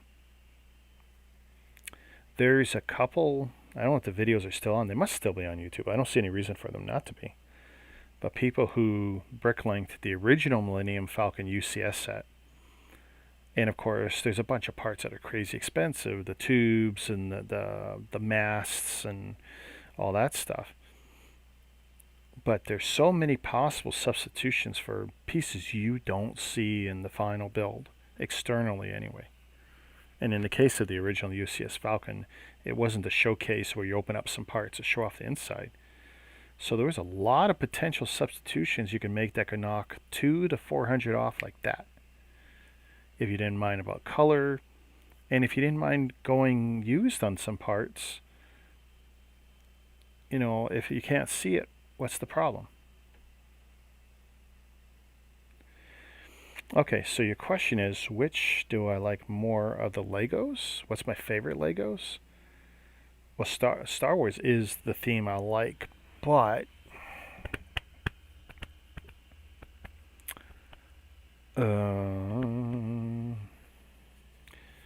my favorite Lego would be, to this day, it's the UCS Falcon. For sure. Let me see. I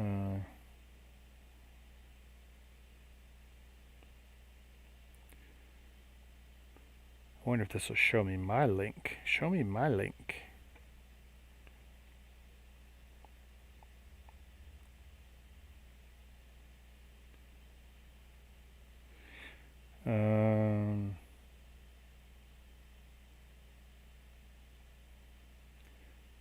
So I'll show you my favorite set that was built here on this desk.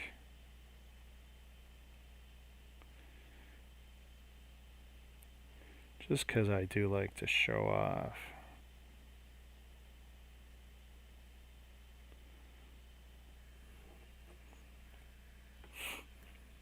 That is a link to my video for my UCS Millennium Falcon, which until today, well, until Friday, it's Saturday now, until Friday was the biggest Lego set ever. And it's okay, it's still the biggest Star Wars set, and it's still the biggest UCS set, unless we count Coliseum as a UCS. I don't know how that works. But it's the number 2 biggest set in the world from Lego, number 1 biggest Star Wars set ever. And that is still my favorite set. Because of its size, because of its uniqueness, the hours put into it. That took me like a month? 17 different days? But that link there, that YouTube video, that is my favorite. Hands down. But I do like lots of stuff. That's why I got Mega Blocks, and I got Chinese bricks, and I got McFarlane toys for the South Park, and I'm not a Lego purist. I started that way. And, you know, I opened the door to other stuff. Opened my mind. Nope. No tour. No store. No business.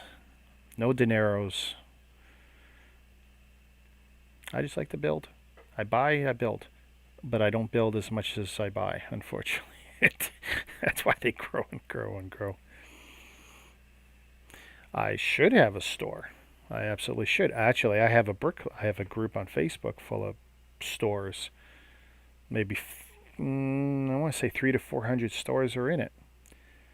But it's all Canadian stores, so I don't know how valuable that would be to you.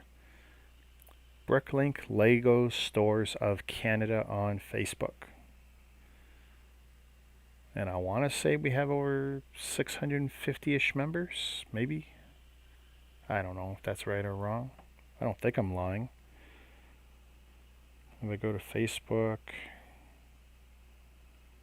what's my 664 members? Let's see. That's my group. It's a little fuzzy, but there you go. Full of stores. Oh, okay. Well, new bricks this week. Every week I buy almost something. So it gives me a chance to show it off and then talk to my friends like you. And, usually it only takes, 10 or 20 minutes to show off what I bought. And the rest of the time we talk about bricks and other stuff. But yeah, new bricks this week. And it could be old bricks. A couple weeks ago it was old bricks. I bought lots of old bricks.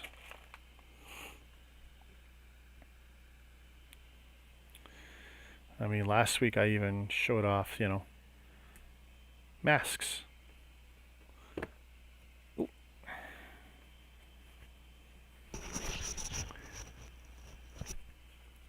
So,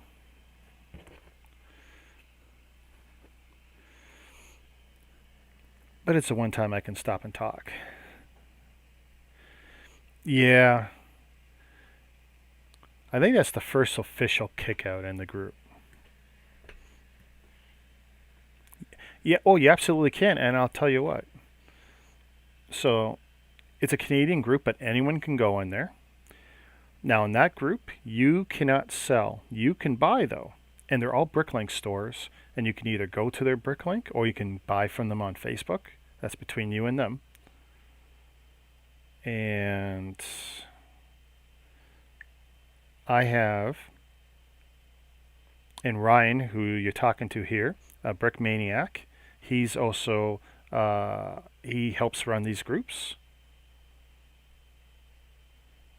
But yeah, we started these groups, and why can't I see my other groups? So I have a Mega Blocks group, and I'm still not seeing them. Home. Isn't that supposed to be that hard? Okay. So that's the Mega Blocks, Mega Constructs Canada, Buy, Sell, Trade, News, and Fun. That's our Mega Blocks group. How big is it now? 114 members, but I started it from 0. Open, build, repeat. You keep some weird hours, brother. What coast are you living on?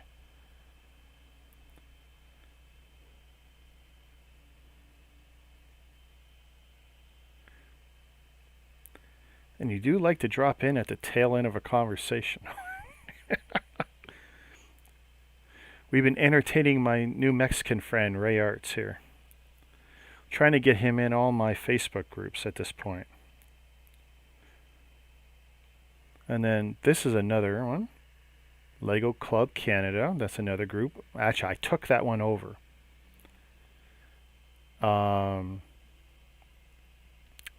Had 100 members and I brought it up to 243.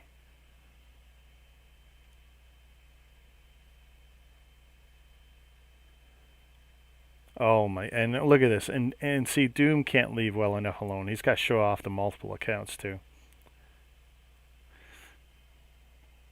And actually, I've got one more group. This is an old group of mine. Oh, actually, I've got some requests to do.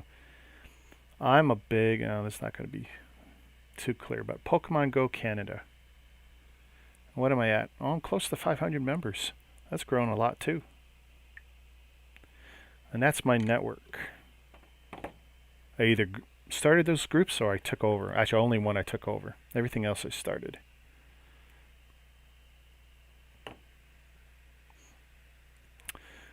So Ray Arts, which one are you asking?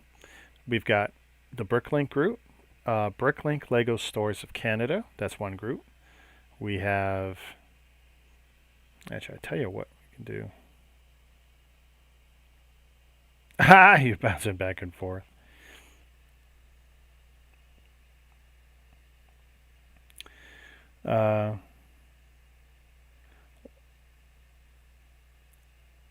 Why do you don't create a group? I'm not sure I understand the question.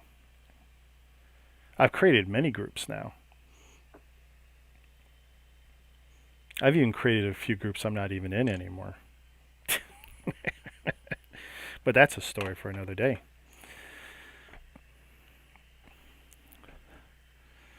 But I have, the Facebook page, Allbricks Count. So you can go on Facebook and go to Allbricks Count and see what I do and see what I'm going to do and what I'm going to buy and what I'm going to build and video links and photos.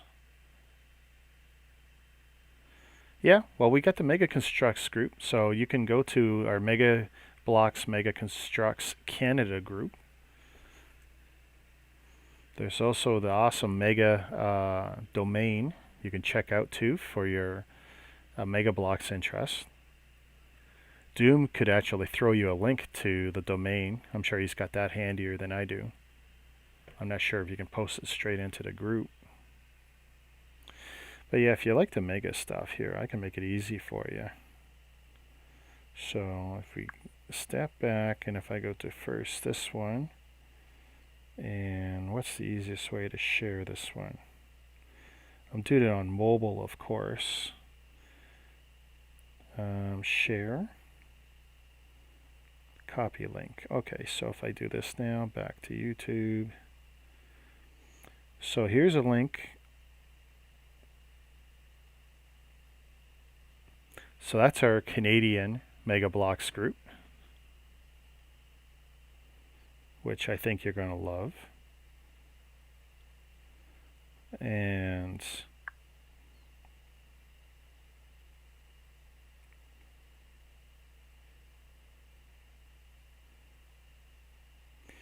just because I think you might like this, here's our Lego Club.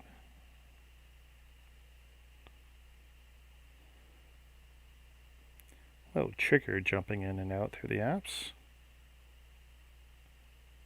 Of course, this is all Facebook, so you're going to have Facebook running. Check out that group. And let's see. And I'll get the link for the domain while I'm at it. Since you do where's the domain? Domain. I gotta go a little further, do I?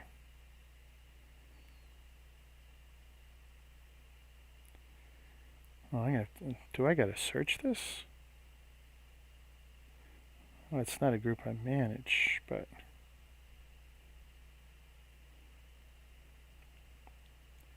I'm not sure why I don't see it right now. Okay, maybe I'll do it that hard.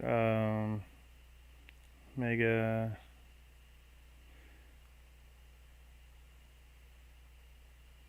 Okay, so if I go in now, can I get a share? Yes. I found it. Hey, look at that. The domain's up to 273. Yeah, so I've posted groups. Those groups are my groups. This one is not my group, but I'm in this group. I'm going to post this domain one right now. But this is going to be a great place for your mega interests. Big, big group.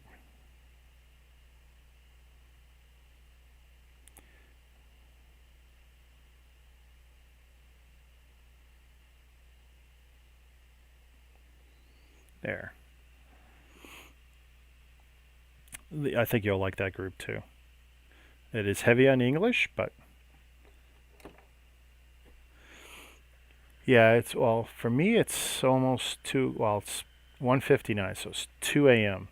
Toronto, Canada.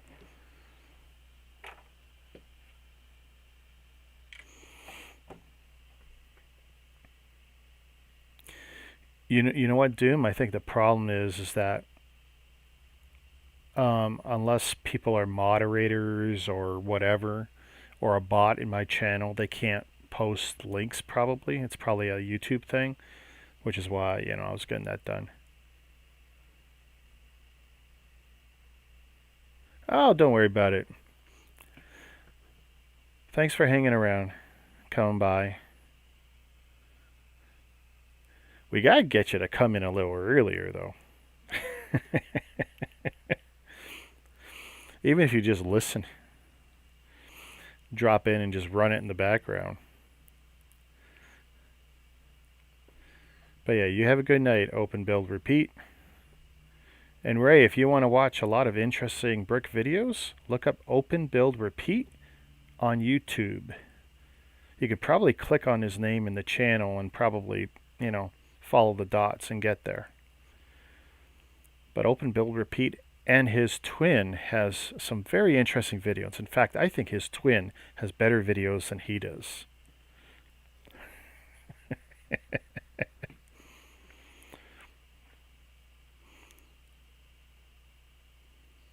And of course, we're all waiting for the side channel to start up for Mrs. Open, Build, Repeat. Although I'm pretty sure her channel will just be Mrs. Open and Build. I don't think she'll repeat them.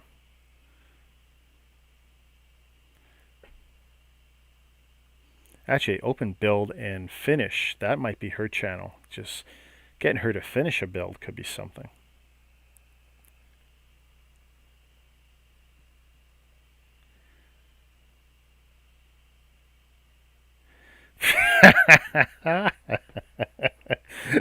Oh, that's all on you, brother.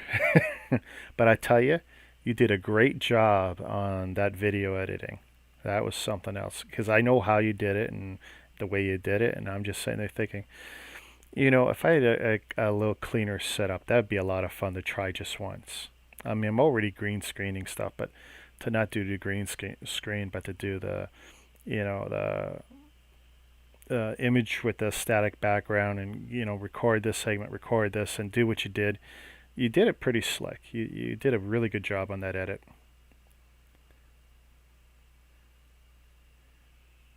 I was very impressed. That was very entertaining. But you've now entered Jazz territory. Jazz has Fish and Bananas, and you now have the twin. I guess if I had to choose, I'd want the twin too, though. Because he's never getting rid of Fish and Bananas.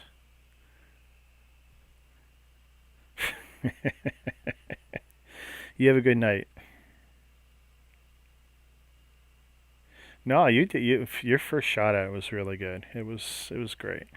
I've showed it to a lot of people.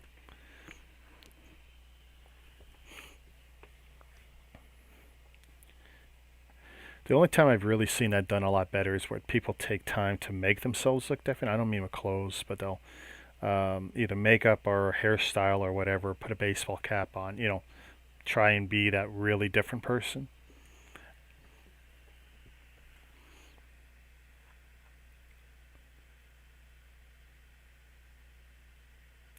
So Ray Arts, which one you already built that? Which one? You talking about my Falcon? That Falcon I built that within 2 months of launch, and I kept that built for about 2 years, and I took that apart 6 months ago, 8 months ago, just because it's beautiful, but it took up a lot of space. And I've put in the same space that took up a dozen sets. Now they're compressed a bit. Oh yeah, Ryan, you got to check out Open Build Repeats set. I think it's even in the thumbnail where he has his twin, but I'm not sure. But if not, I can get you that link easy enough. Because when you see two of them, it's just like, oh. Now of course, if you'd never seen them before, you might not think too much about it. But it's like, yeah, that was pretty cool. That was pretty cool.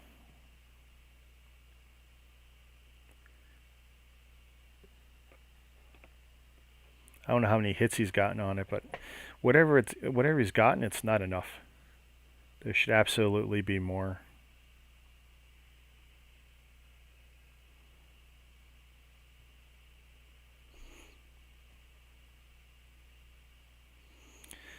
Ryan, I think we've officially hit a record for a non-build stream.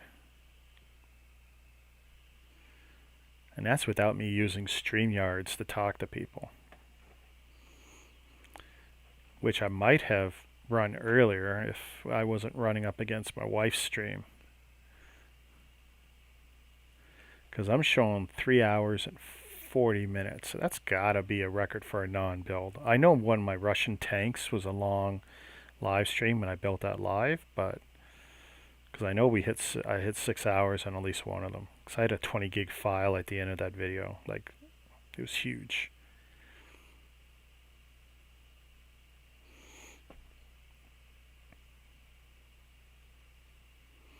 And sadly, it's only 2:05. It's like,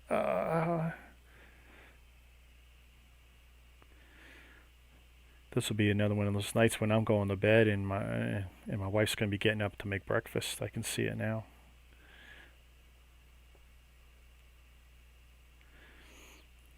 Well, you know what? Then we'll use that as a sign. Yeah, send me a pic. I'm still gonna be up for a little while. But yeah, let's call this a night. All right. Well, thanks everyone who's still around. I think Open Build Repeats already hit the sack. Oh, Ray Arts, when do I stream again? That's a good question. If I build, sometime Saturday. I have a lot to build. I just got to find time. I got a lot of videos though. I've got sitting on the hard drive that I'm supposed to finish for reviews. All Call of Duty ones, especially. So you'll see something from me this weekend.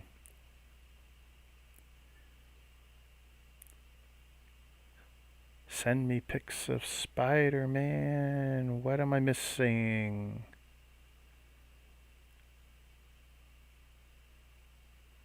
What am I missing, Doom? Spider-Man. Or did I miss part of the conversation?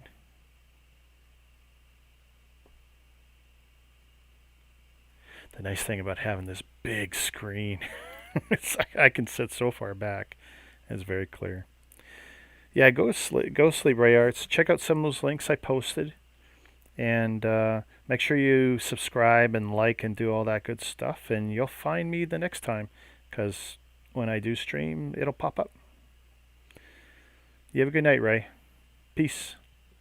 And we're gonna shut this down. It's a reference to J. Jonah Jameson from Spider-Man. Oh.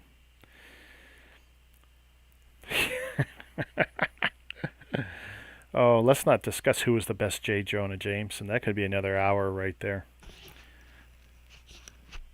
That could easily be another hour. Alright guys, we're going to shut her down. Let's see. Now I got to lean in. Now I got to look, where's my little clicky? Because I don't have one of those stream things. I can put that on my phone though. You can get the app where you can put all the buttons to control it right there, which would make a great use of the phone.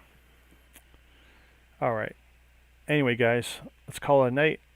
Thanks for hanging out. And more stories next week for sure. Oh, and you subscribed 3 months ago. Well, thank you. Thank you, brother. Appreciate it. Later, we are out.